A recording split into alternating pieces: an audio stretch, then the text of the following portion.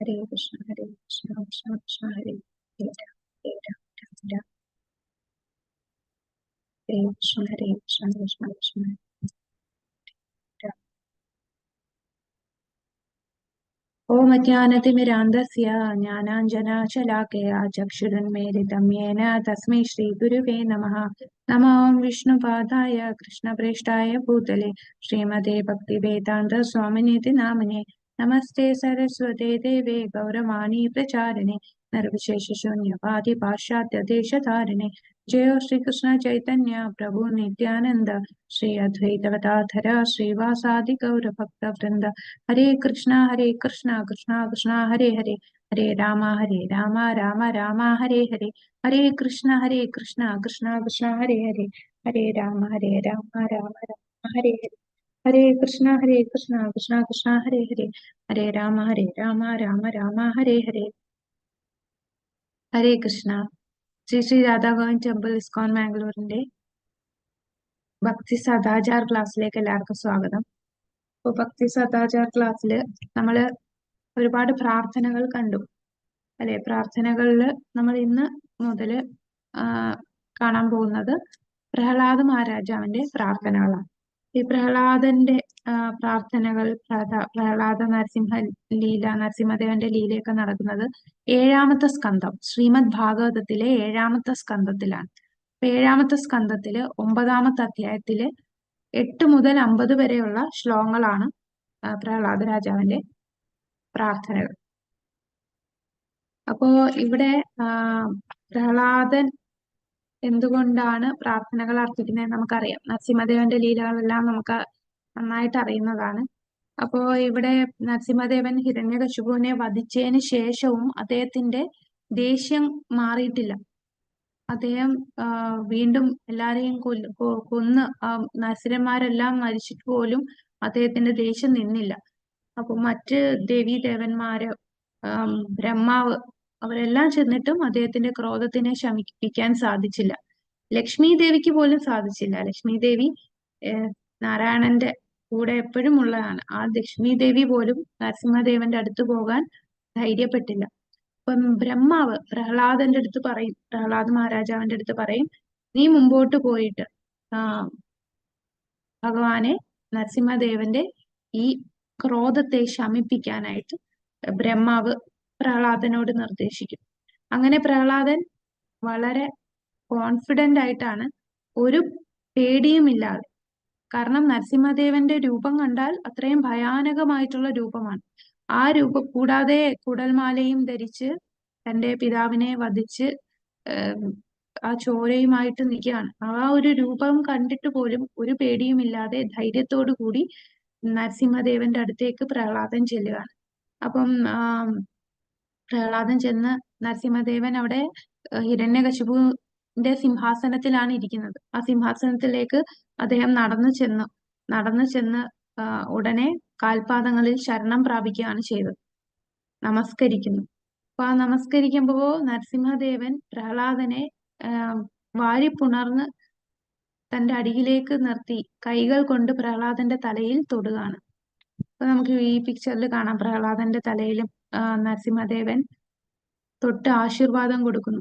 അപ്പൊ ഇദ്ദേഹത്തിന്റെ ആ ഒരു സ്പർശനം കിട്ടിയപ്പോൾ തന്നെ പ്രഹ്ലാദ മഹാരാജാവിന്റെ ബ്രഹ്മജ്ഞാനം ഉണരുകയാണ് ചെയ്തത്. അതായത് ആത്മീയ ജ്ഞാനം അദ്ദേഹത്തിന്റെ ഉള്ളിൽ വെളിപ്പെട്ടു. അങ്ങനെ ആ ആത്മീയ ജ്ഞാനം വെളിപ്പെട്ടതിന് ശേഷം അദ്ദേഹം തന്റെ പ്രാർത്ഥനകൾ ഭഗവാന് അർപ്പിക്കുന്നതാണ് നമ്മൾ ഈ 7ാമത്തെ സ്കന്ധത്തിലെ 9ാമത്തെ അധ്യായത്തിലെ 8 മുതൽ 50 വരെയുള്ള ശ്ലോകങ്ങൾ. ഒരുപാട് ശ്ലോകങ്ങളുണ്ട്, 8 മുതൽ 50 ശ്ലോകങ്ങളുണ്ട്. അപ്പം വളരെ പ്രധാനപ്പെട്ട ശ്ലോകങ്ങളാണ് പ്രഹ്ലാദ മഹാരാജാവിന്റെ ഈ പ്രാർത്ഥന. അപ്പൊ അതിന് നമുക്ക് ആദ്യത്തെ ശ്ലോകത്തിലേക്ക് കടക്കാം.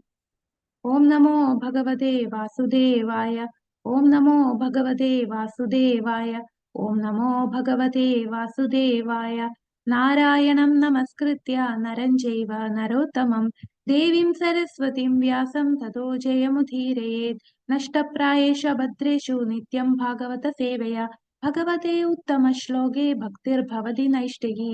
മൂകം കരോതി വാചാലം പങ്കും ലംഘയതേ ഗിരിം യത്കൃപാതമഹം വന്ദേ ശ്രീഗുരു ദീനദാരുണം പരമാനന്ദമാധവം ശ്രീചൈതന്യമീശ്വരം നമാം വിഷ്ണുപാദായ കൃഷ്ണപ്രേഷ്ഠായ ഭൂതലെ ശ്രീമതേ ഭക്തിവേദാന്ത സ്വാമിനിധി നാമിനെ നമസ്തേ സരസ്വതേ ദേവേ ഗൗരവാണി പ്രചാരിണേ നിർവിശേഷ ശൂന്യവാദി പാശ്ചാത്യ ദേശതാരിണേ ജയോ ശ്രീകൃഷ്ണ ചൈതന്യ പ്രഭു നിത്യാനന്ദ ശ്രീ അദ്വൈത ഗദാധര ശ്രീവാസാദി ഗൗരഭക്തവൃന്ദ ഹരേ കൃഷ്ണ കൃഷ്ണ കൃഷ്ണ ഹരേ ഹരേ ഹരേ രാമ രാമ രാമ ഹരേ ഹരേ ഹരേ കൃഷ്ണ കൃഷ്ണ കൃഷ്ണ ഹരേ ഹരേ ഹരേ രാമ രാമ രാമ ഹരേ ഹരേ ഹരേ കൃഷ്ണ കൃഷ്ണ കൃഷ്ണ ഹരേ ഹരേ ഹരേ രാമ രാമ രാമ ഹരേ ഹരേ ഹരേ കൃഷ്ണ.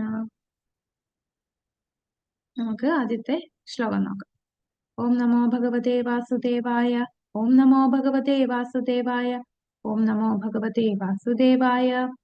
ശ്രീ പ്രഹ്ലാദ ഉവാച ബ്രഹ്മാദയഃ സുരഗണാ മുനയോऽഥ സത്വകദാനമദയോ വചസാം പ്രവാഹൈ നാരാദിതം പുരുഗുണൈരാധുനാപി വിപ്രഭു കിം തോष्टुमर्हति സമേ ഹരിരുഗ്രജാതേ. ശ്രീ പ്രഹ്ലാദ ഉവാച ബ്രഹ്മാദയഃ സുരഗണാ മുനയോऽഥ സത്വകദാനമദയോ വചസാം പ്രവാഹൈ നാരാധിതും പുരുഗുണൈരാധുനാപി വിപ്രു കിം തോष्टुमर्हति സമേ ഹരിരുഗ്രജാതേ.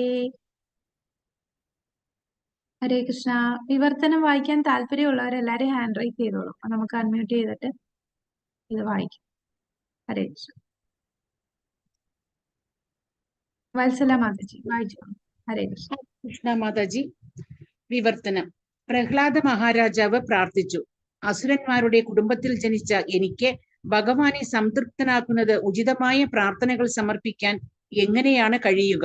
ബ്രഹ്മദേവന്റെ നേതൃത്വത്തിലുള്ള ദേവന്മാരും അതുപോലുള്ള വിശുദ്ധ വ്യക്തികളും സത്വഗുണികളും ഉന്നത യോഗ്യതകൾ ഉള്ളവരുമായിട്ടും ശ്രേഷ്ഠങ്ങളായ വാക്കുകളുടെ പ്രവാഹത്തിലൂടെ ഭഗവാനെ പ്രസാദിപ്പിക്കാൻ ഇതുവരെ അവർക്ക് പോലും കഴിഞ്ഞിട്ടില്ല. ആ സ്ഥിതിക്ക് എന്റെ കാര്യം എന്തു പറയാൻ? ഞാൻ ഒട്ടും യോഗ്യനല്ല. ഹരേ കൃഷ്ണ മാതാജി. ഹരി ബോൾ. Thank you Mataji. ഹരേ കൃഷ്ണ. ഹരേ കൃഷ്ണ. അപ്പോ ഇവിടെ പ്രഹ്ലാദ മഹാരാജാവ് പറയാണ്, താൻ ഒട്ടും യോഗ്യനല്ല. അസുരന്റെ കുലത്തിൽ ജനിച്ച തനിക്ക് ഭഗവാനെ സംതൃപ്തിയാക്കാനായിട്ട് ഉചിതമായ പ്രാർത്ഥനകളൊക്കെ എങ്ങനെ അർപ്പിക്കാൻ കഴിയും? അപ്പൊ ഇതാണ് ഒരു വൈഷ്ണവന്റെ ഗുണമാണ് ഇവിടെ ഈ ഒരു ശ്ലോകത്തിലൂടെ നമ്മൾ മനസ്സിലാക്കുന്നത്. നമുക്കറിയാം പ്രഹ്ലാദൻ എത്ര ഉയർന്ന ഭക്തനാണ്. ആ പ്രഹ്ലാദന് വേണ്ടിയാണ് ഭഗവാൻ നരസിംഹ അവതാരം തന്നെ എടുത്തത്. അപ്പൊ അത്രയും ഉയർന്ന വൈഷ്ണവരുടെ ഭാവം എന്ന് പറഞ്ഞാൽ തന്നെക്കാൾ പതീതനായിട്ട് ഈ ലോകത്ത് ആരുമില്ല. ആ ചിന്തയാണ് എല്ലാ ഉയർന്ന ഭക്തന്മാർക്ക്. ഇതിന് ഉദാഹരണം നമ്മൾ ചൈതന്യ ചരിതാമൃതത്തില് കൃഷ്ണദാസ് കവിരാജ് ഗോസ്വാമി പറയുന്നുണ്ട്, താൻ വളരെ താഴേക്കിടയിൽ കിടക്കുന്നവനാണ്, മലത്തിലെ പുഴുവിനേക്കാൾ താഴ്ന്നവനാണ്, ജഗായി മദായിയേക്കാളും പാപിയാണ് താൻ എന്ന് കൃഷ്ണദാസ് കവിരാജ് ഗോസ്വാമി പറയുന്നു. അപ്പോൾ ശുദ്ധ ഭക്തർ എപ്പോഴും അവരുടെ ചിന്താഗതി അങ്ങനെയാണ്, താൻ ഒട്ടും യോഗ്യനല്ല, അത്രയും പതീതനാണ് എന്നുള്ള ഭാവത്തിലാണ് ശുദ്ധ ഭക്തന്മാർ. അപ്പോ അത്രയും ഉയർന്ന ഭക്തനാണ് പ്രഹ്ലാദൻ.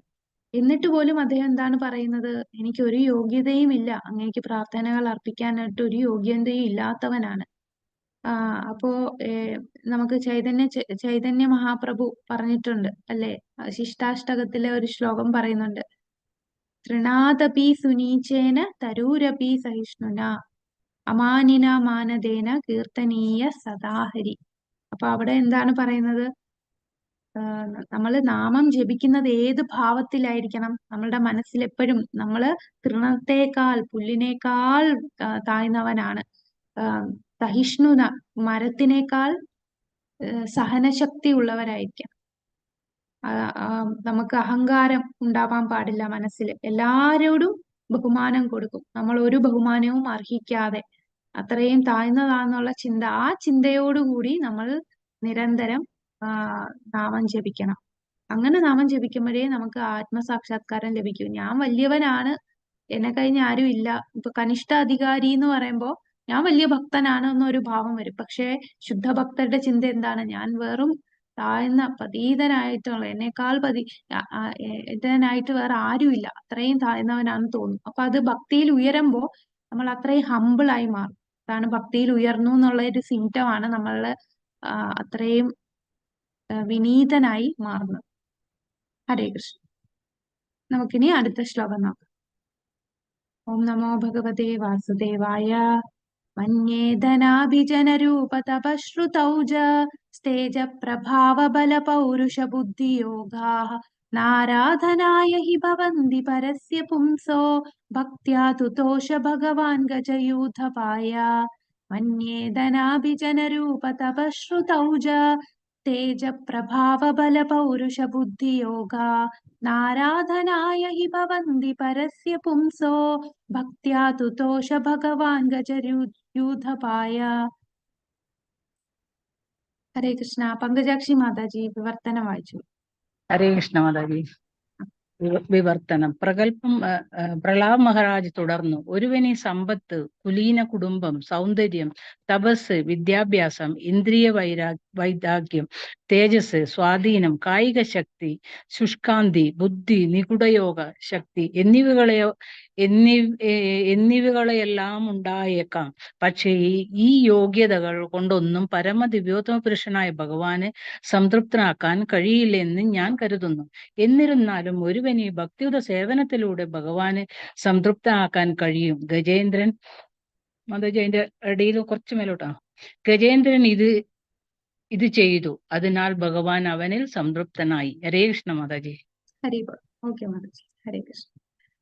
അപ്പൊ ഇവിടെ എന്താണ് പ്രഹ്ലാദ മഹാരാജാവ് പറയുന്നത്? നമ്മൾ ഏത് ജനനം, നമ്മൾ എവിടെ ഏത് കുടുംബത്തിൽ ജനിക്കുന്നു, നമ്മളുടെ സ്വത്ത് വലിയ ഉയർന്ന സമ്പത്തുള്ള കുടുംബത്തിലാണ് ജനിച്ചത്, അല്ലെ നല്ല സാത്വിക കുടുംബത്തിൽ ജനിക്കുന്നു, നമുക്ക് ഒരുപാട് വിദ്യാഭ്യാസം ലഭിക്കുന്നു, നമ്മൾ തപശ്ചര്യകൾ ചെയ്യുന്നു, നമ്മളുടെ സൗന്ദര്യം, നമ്മളുടെ ശക്തി, നമ്മളുടെ ബുദ്ധി, നമ്മളുടെ സിദ്ധികൾ, ഇതെല്ലാം ഉണ്ടായേക്കാം. പക്ഷെ ഇതൊന്നും അല്ല ഭഗവാനെ സംതൃപ്തനാക്കാനുള്ള യോഗ്യത.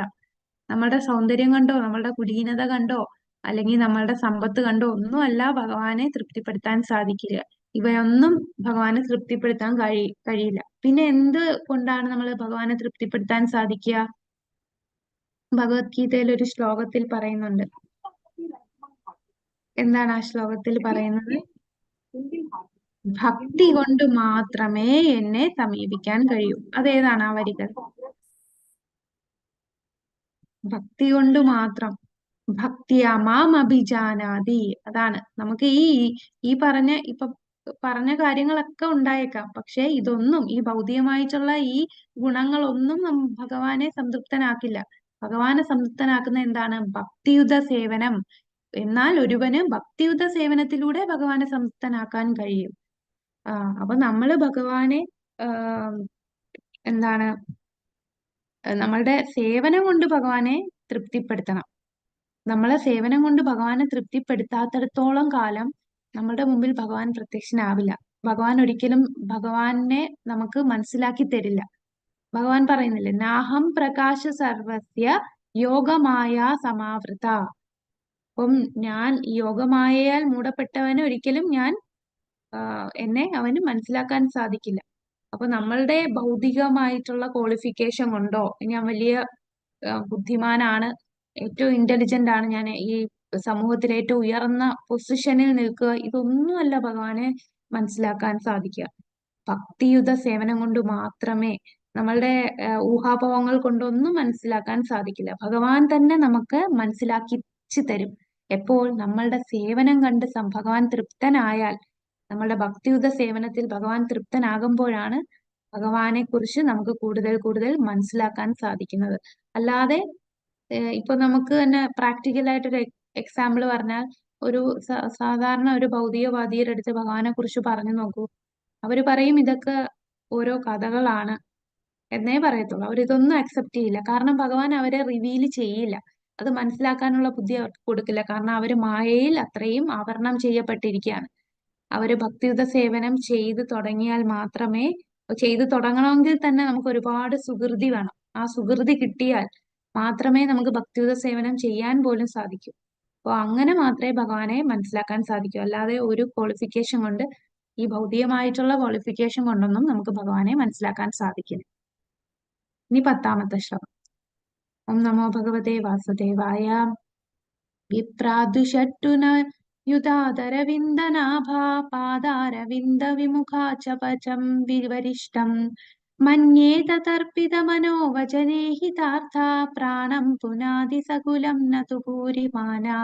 വിപ്രാദുഷട്ട് ഗുണയുതാദരവിന്ദനാഭാ പാദാരവിന്ദമുഖാ ച പചം വരിഷ്ടം മന്യേതർപ്പിതമനോ വചനേ ഹിതാർത്ഥ പ്രാണം പുനാതി സകുലം നതു ഭൂരിമാന. ഹരേ കൃഷ്ണ. രാമചന്ദ്ര പ്രഭു. ഹരേ കൃഷ്ണ. വിവർത്തനം. ഒരു ബ്രാഹ്മണന് 12 വയസ്സിലുള്ള ബ്രാഹ്മണീയ യോഗ്യതകൾ ഉണ്ടായാലും സനസുജാതം എന്ന ഗ്രന്ഥത്തിൽ പറഞ്ഞിട്ടുള്ളത് പോലെ ഭഗവാന്റെ പാദപങ്കജങ്ങൾക്ക് വിമുഖനും അഭക്തനുമാകുന്ന പക്ഷം അവൻ നിശ്ചയമായും ശ്വാനമാംസം ഭക്ഷിക്കുന്നവനെങ്കിലും എല്ലാം മനസ്സും വാക്കുകളും കർമ്മങ്ങളും സമ്പത്തും ജീവനും പരമോന്നതനായ ഭഗവാൻ സമർപ്പിക്കുന്ന ഭക്തനേക്കാൾ താഴെയാണ്. ആ വിധത്തിലുള്ള ഒരു ഭക്തൻ അത്തരത്തിലുള്ള ഒരു ബ്രാഹ്മണനേക്കാൾ ഉത്തമനാണ്.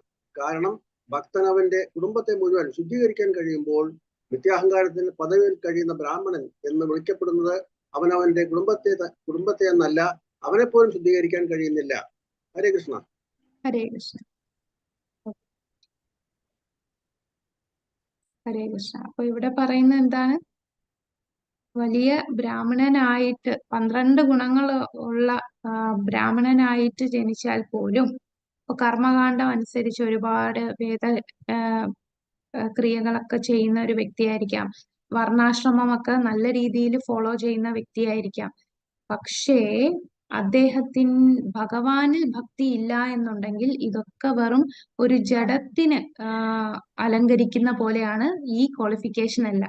ഒരു വലിയ ബ്രാഹ്മണ കുലത്തിൽ ജനിച്ചു, ബ്രാഹ്മണന്റെ എല്ലാ ഗുണഗണങ്ങളും ഉണ്ട്, എല്ലാ ശാസ്ത്രങ്ങളെല്ലാം നന്നായിട്ട് പഠിച്ചു, അത് വേദങ്ങളിലെ മന്ത്രങ്ങളൊക്കെ നന്നായി ഉച്ചരിച്ച് സത്യസന്ധനാണ്, ജ്ഞാനിയാണ്, വലിയ ദാനശീലനാണ്, ധീരനാണ്, ഇതെല്ലാം ഉണ്ടായേക്കാം.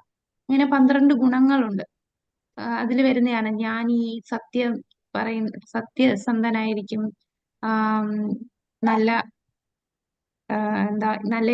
കൂടുതൽ യജ്ഞം ചെയ്യുന്ന വ്യക്തി, ധീരനായിരിക്കും, ദാനം ചെയ്യുന്ന വ്യക്തിയായിരിക്കും. അങ്ങനെ കുറെ ഗുണങ്ങളുണ്ട്. ഇതൊക്കെ ഉണ്ടെങ്കിൽ, ഇങ്ങനെയുള്ള ഗുണങ്ങൾ കാണുമ്പോൾ നമ്മുടെ ഭൗതിക ലോകത്തും അത്രയും നല്ല മനുഷ്യൻ, വലിയ ഉയർന്ന വ്യക്തിയാണെന്നൊക്കെ പറയും. പക്ഷെ ഇതൊന്നും അല്ല ക്വാളിഫിക്കേഷൻ. ഇങ്ങനൊക്കെ ഉണ്ടെന്ന് പറഞ്ഞാലും ആ വ്യക്തി അവനെ പോലോ അവന്റെ കുടുംബത്തിനെ ഒന്നും രക്ഷിക്കുന്നില്ല.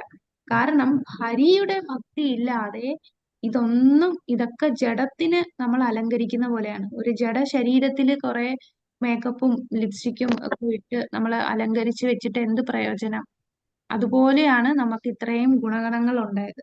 നമ്മൾ വലിയ ഉയർന്ന ബ്രാഹ്മണനായിട്ടോ ക്ഷത്രിയനായിട്ടോ വൈശ്യനായിട്ടോ ജനിച്ചു, പക്ഷെ ഭഗവാന്റെ ഭക്തനല്ല എന്നുണ്ടെങ്കിൽ ഈ പറയുന്നതൊന്നും അവനൊരു ക്വാളിഫിക്കേഷൻ അല്ല. ഇതെല്ലാം എന്താണ്? എല്ലാം ഒരു പൂജ്യമാണ്. ഒരു ശവശരീരത്തിനുള്ള ഡെക്കറേറ്റ് ചെയ്യുന്നത് പോലാണ് ഈ ഗുണങ്ങളെല്ലാം. അതാണ് ഇവിടെ പ്രഹ്ലാദൻ പറയുന്നത്. ബ്രാഹ്മണരിൽ ഏറ്റവും ഉയർന്ന ഈ 4 വർണ്ണ, ഇപ്പം ബ്രാഹ്മണ, ക്ഷത്രിയ, വൈശ്യ, ശൂദ്രയിൽ ഏറ്റവും ഉയർന്നതാണ് ബ്രാഹ്മണൻ.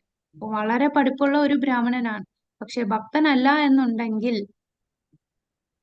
അതുകൊണ്ട് ഒരു പ്രയോജനമില്ല. എന്നാൽ ഒരു ചണ്ടാല കുലത്തിൽ ജനിച്ച വ്യക്തിയാണെങ്കിലും അവൻ ഭക്തനാണെങ്കിൽ അവൻ ബ്രാഹ്മണനേക്കാൾ ഉയർന്നതാണ്.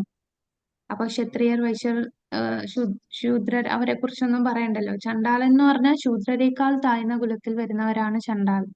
അവര് ബ്രാഹ്മണരേക്കാൾ ഉയർന്നതാണ് അവൻ ഭക്തനാണ് എന്നുണ്ടെങ്കിൽ. അപ്പോ അതാണ് ഇവിടെ നമ്മളെ ആ ശ്ലോകത്തിൽ പറയുന്നത്. മാം ചെയ്യോ വ്യഭിചാരേണ ഭക്തിയോഗേന സേവത്തെ സഗുണാൻ സമതീതേതാൻ ബ്രഹ്മഭൂയായ കൽപ്പതേ.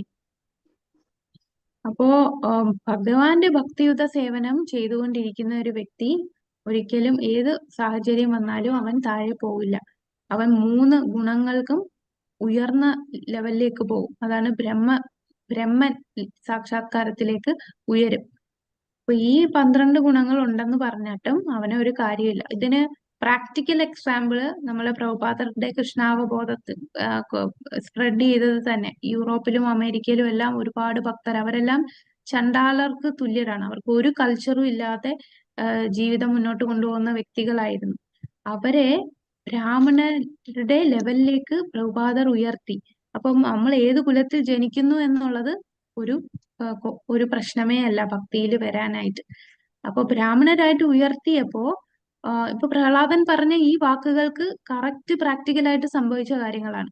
പക്ഷേ ഇവരെല്ലാം ബ്രാഹ്മണരെ പോലെ പൂണൂല് ധരിച്ച് അവര് പൂജകളും കർമ്മങ്ങളും ഒക്കെ വളരെ ആത്മാർത്ഥതയോടും ഭക്തിയോടും കൂടി ചെയ്യുന്നത് ഉയർന്ന ബ്രാഹ്മണ കുലത്തിൽ ജനിച്ച ബ്രാഹ്മണർക്ക് അത് സഹിക്കാൻ പറ്റിയില്ല. അവർക്ക് അതിൽ അസൂയ തോന്നി. അവർക്ക് അഹങ്കാരമാണ്. ഞങ്ങൾ അത്രയും വലിയ പ്രസ്റ്റീജിയസ് ആയിട്ടുള്ള ഒരു ഒരു ജന്മമാണ് ഞങ്ങൾക്കുള്ളത്. അവർ ആ ജന്മത്തിൽ അവർ അഹങ്കരിക്കുന്നു. പക്ഷെ അവർക്ക് ഭഗവാനോട് ഭക്തിയും ഇല്ല. ഇവർ ഏത് കുലത്തിൽ, ഇവർ അത്രയും താഴ്ന്ന കുലത്തിലാണെങ്കിൽ പോലും അവർക്ക് ഭക്തിയുണ്ട്, ഭഗവാനോട് ശരണം പ്രാപിച്ചു. അങ്ങനെയുള്ള ഒരു വ്യക്തിക്ക് അവനെ മാത്രമല്ല അവന്റെ കുടുംബത്തെ മൊത്തത്തില് ശുദ്ധീകരിക്കാൻ സാധിക്കും. എന്നാൽ ഈ ഒരു ബ്രാഹ്മണൻ ഇത്രയും 12 ഗുണങ്ങൾ ഉണ്ടെങ്കിലും അവൻ ഭഗവാന്റെ ഭക്തിയില്ല, ഭക്തിയുത സേവനം ചെയ്യുന്നില്ല എന്നുണ്ടെങ്കിൽ അവന്റെ കുടുംബത്തെ എന്നല്ല അവനെ തന്നെ അവന് രക്ഷിക്കാൻ സാധിക്കില്ല. ഇപ്പൊ ഈ ഫാമിലി തന്നെ രക്ഷിക്കും എന്നുള്ളതിന് പ്രാക്ടിക്കൽ എക്സാമ്പിൾ തന്നെയുണ്ട്. ഈ അമേരിക്കൻസും യൂറോപ്യൻസും എല്ലാം ഭക്തിയിലേക്ക് വന്നു. അവര് ഭക്തിയുത സേവനം ചെയ്തു. അവരുടെ ഫാമിലി എന്ന് പറയുമ്പോൾ അവരെല്ലാം സ്വാഭാവികമായിട്ടൊരു ക്രിസ്ത്യൻ ബാക്ക്ഗ്രൗണ്ടിൽ വന്നവരാണ്, അല്ലെങ്കിൽ ഒരു റിലിജനും ഫോളോ ചെയ്യാത്ത അങ്ങനെയുള്ള ഒരു കുടുംബമാണ്. അവര് തന്നെ അവരുടെ മാതാപിതാക്കള് അവരുടെ ശരീരം വെടിയുമ്പോൾ അവസാന നിമിഷം ഭഗവാനെ കുറിച്ച് ചോദിച്ചറിയുന്നുണ്ട്. അവരെ അവസാനം ജീവൻ വെടിയുന്നതിന് മുമ്പ് തന്നെ അവര് ഭഗവാനെ വിളിക്കാൻ സാധിക്കുന്നു. എന്തുകൊണ്ട്? കാരണം മകൻ ഭക്തനായതുകൊണ്ട്. ആ ഭക്തനായതുകൊണ്ട് തന്നെ ആ കുടുംബത്തിനെ തന്നെ അവന് രക്ഷിക്കാൻ സാധിക്കും. അപ്പൊ അത് പ്രാക്ടിക്കലി ഈ പറഞ്ഞ വാക്കുകൾ സത്യമാണ് എന്ന് നമുക്ക് മനസ്സിലാക്കാൻ സാധിക്കും. അപ്പോ ഒരു ഭക്തൻ ചെയ്യേണ്ടത് ഈ സമൂഹത്തിനോടും ഈ രാജ്യത്തിനോടും കുടുംബത്തിനോടും ചെയ്യാൻ പറ്റുന്ന ഏറ്റവും വലിയ സേവനം എന്താണ്? ഭക്തിയുത സേവനം. അത് നമ്മൾ പ്രചരിപ്പിക്കുക. അല്ലാതെ നമ്മൾ എന്ത് കൊടുത്താലും അതെല്ലാം വെള്ളത്തിൽ വരച്ച വര പോലെയാണ്. ഭക്തിയുത സേവനം ചെയ്യുക. അങ്ങനെ മാത്രമേ നമുക്ക് നമ്മുടെ കുടുംബത്തെ തന്നെ രക്ഷിക്കാൻ സാധിക്കും. അല്ലാതെ ഭൗതികമായിട്ടുള്ള വസ്തുക്കൾ കൊണ്ടൊന്നും, അതെല്ലാം താൽക്കാലികമാണ്. താൽക്കാലികമായിട്ടുള്ള ഒരു സുഖവും സന്തോഷവും തരുമെന്നല്ലാതെ നമ്മൾ ഈ ജനന മരണ ചക്രത്തിൽ നിന്ന് ഒരിക്കലും അത് രക്ഷിക്കില്ല. നമ്മളുടെ ഏറ്റവും വലിയ ഒരു ദാനം തന്നെയാണ് ഭക്തിയുത സേവനം മറ്റുള്ളവർക്ക് പറഞ്ഞു കൊടുക്കുക എന്നുള്ളത്. ഹരേ കൃഷ്ണ. ഇനി നമുക്ക് 11ാമത്തെ ശ്ലോകം നോക്കാം. ഓം നമോ ഭഗവതേ വാസുദേവായ. നൈവാത്മപ്രപുരയം നിജലാഭപൂർണോ മാനം ജനാദവിദുഷ കരുണോ വൃണീതേ യജ്ജനോ ഭഗവതേ വിദതീതമാനം തച്ചാത്മനെ പ്രതിമുഖസ്യ യഥാ മുഖശ്രീ. ഗീതാ മാതാജി. ഹരേ കൃഷ്ണ. ഹരേ കൃഷ്ണ മാതാജി. വായിച്ചോളൂ. വിവർത്തനം. ഓം നമോ ഭഗവതേ വാസുദേവായ.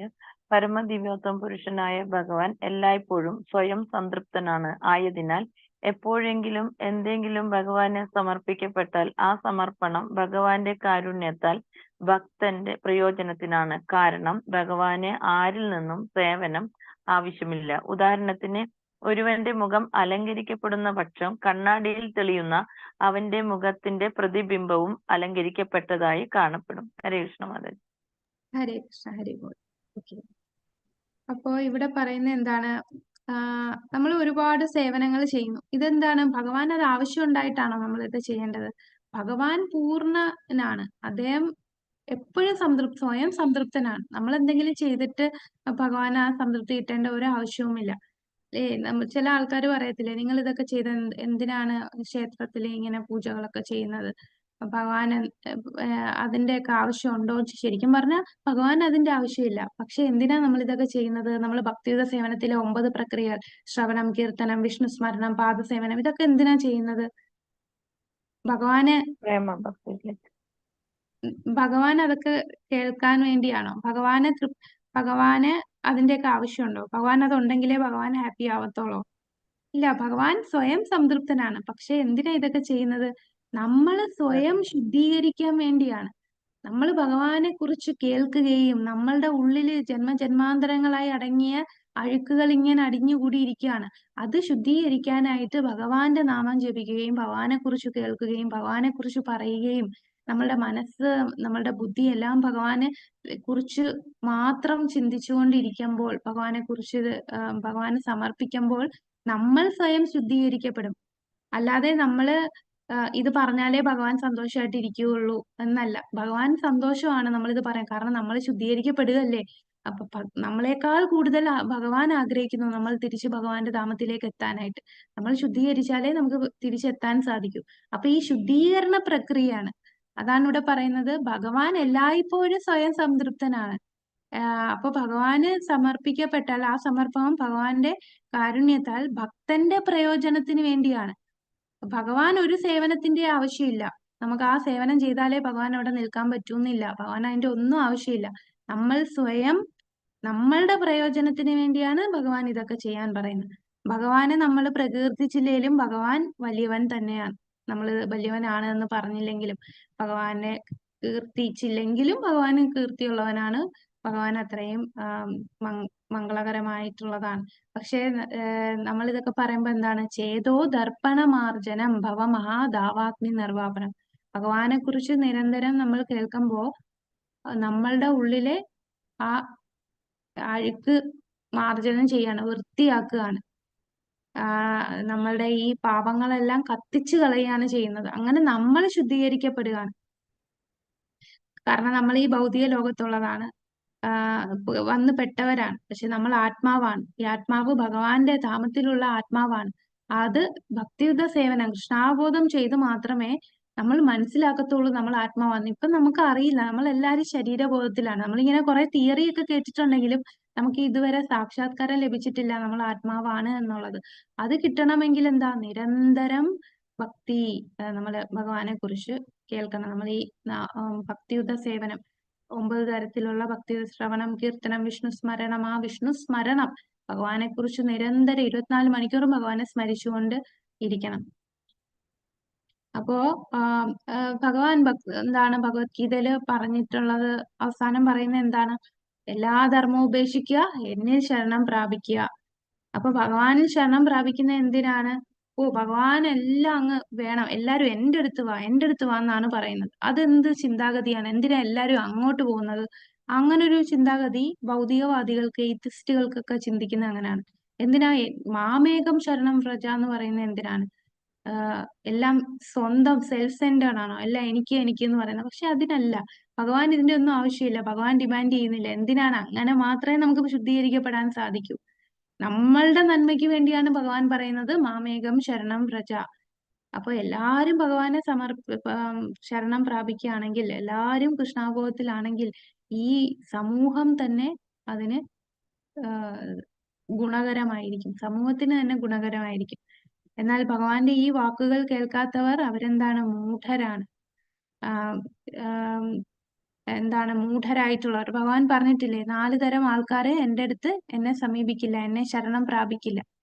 ആരൊക്കെയാണ് 4 തരം ആൾക്കാര്? ഭഗവാനെ ശരണം ദുഷ്കൃതികളായ മൂഢന്മാര്, നരാധമന്മാർ, മായയാൽ അപഹരിക്കപ്പെട്ട ജ്ഞാനത്തോട് കൂടിയവര്, നിരീശ്വരന്മാരായ അസുരന്മാര്. ഹരിബോൾ. അപ്പം നമാം ദുഷ്കൃതിനോ മൂഢ പ്രബധ്യന്തേ നരാധമ മായാപഹൃത ജ്ഞാന ആസുരം ഭാവമാശ്രിത. ഇങ്ങനെയുള്ള 4 പേര് ദുഷ്കൃതികളായിട്ടുള്ളവര്, നരാധമന്മാർ, മായയാൽ അപഹരിക്കപ്പെട്ട ജ്ഞാനമുള്ളവർ, ആസുരഭാവത്തിലുള്ളവർ. ഇവർക്ക് എന്നെ ശരണം പ്രാപിക്കില്ല. അവരെല്ലാരും അന്ധകാരത്തിലാണ്. അവരുടെ നിർഭാഗ്യമാണ്. നിർഭാഗ്യം കൊണ്ട് ഇങ്ങനെയുള്ളവർ ഒരിക്കലും ഭഗവാനെ ശരണം പ്രാപിക്കുന്നില്ല. അപ്പോ ഓരോ യുഗത്തിലും ഭഗവാൻ ഓരോ രീതിയിൽ ധർമ്മം കൊടുക്കുകയാണ്. എന്തിനാണ്? ഈ ആത്മാവെല്ലാം, ഈ ബദ്ധാത്മാക്കളെ തിരിച്ച് ഭഗവാന്റെ അടുത്ത് പോവാൻ, ഈ ഭൗതിക ബന്ധനത്തിൽ നിന്ന് അവരെ വെടിവെച്ച് തിരിച്ച് ഭഗവാന്റെ അടുത്ത് കൊണ്ടുപോകാൻ വേണ്ടി ഭഗവാൻ ഓരോ യുഗത്തിലും ഓരോ രീതിയിലും വരികയാണ്.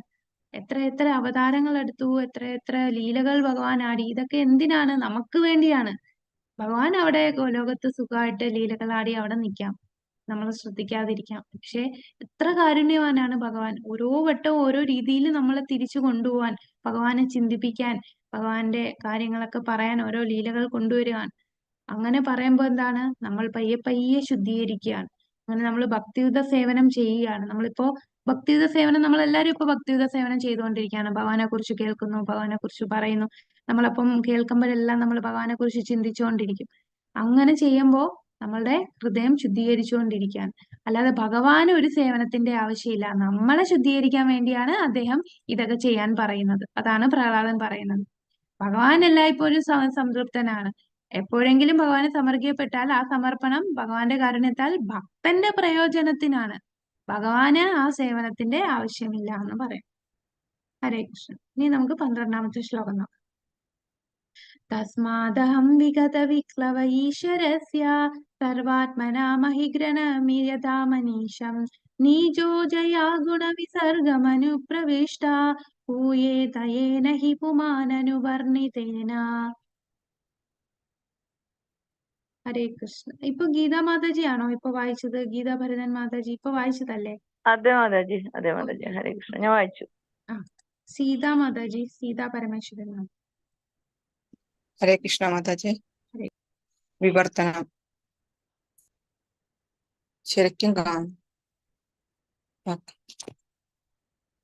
ആയതിനാൽ ഞാൻ ഒരു അസുര കുടുംബത്തിലാണ് ജനിച്ചതെങ്കിലും എന്റെ ബുദ്ധി അനുവദിക്കുന്നിടത്തോളം പൂർണ്ണമായി പരിശ്രമിച്ച ഒരു സംശയം കൂടാതെ ഭഗവാന് പ്രാർത്ഥനകൾ അർപ്പിക്കാൻ എനിക്ക് കഴിയട്ടെ. അജ്ഞത മൂലം ഭൗതിക ലോകത്തിൽ പ്രവേശിക്കാൻ നിർബന്ധിതനായ ഏതൊരുവനും ഭഗവാന് പ്രാർത്ഥനകൾ അർപ്പിക്കുകയും ഭഗവത് മഹിമകൾ ശ്രവിക്കുകയും ചെയ്താൽ ഭൗതിക ജീവിതം ശുദ്ധീകരിക്കാം. ഹരേ കൃഷ്ണ. ഹരേ കൃഷ്ണ. Thank you Mataji.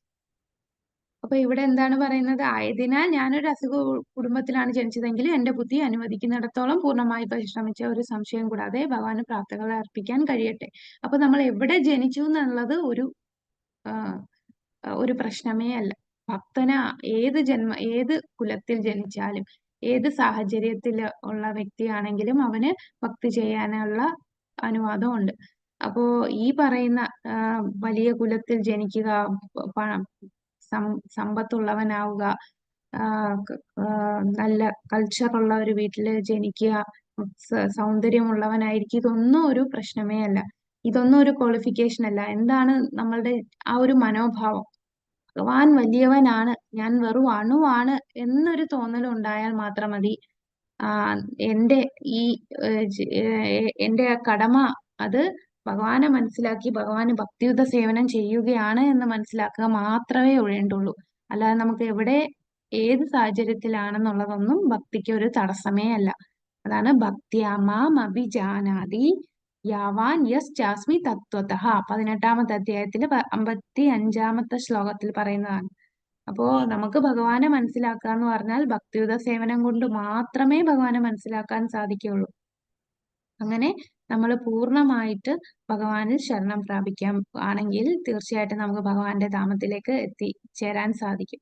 അപ്പൊ പ്രഹ്ലാദൻ ഇപ്പോ സ്വയം പറയാണ്, ഞാൻ അസുരനായിട്ട് ജനിച്ചെങ്കിലും എന്റെ ബുദ്ധിയിൽ അനുവദിക്കുന്ന രീതിയിൽ ഞാൻ അങ്ങയെ പ്രാർത്ഥനകൾ അർപ്പിക്കട്ടെ.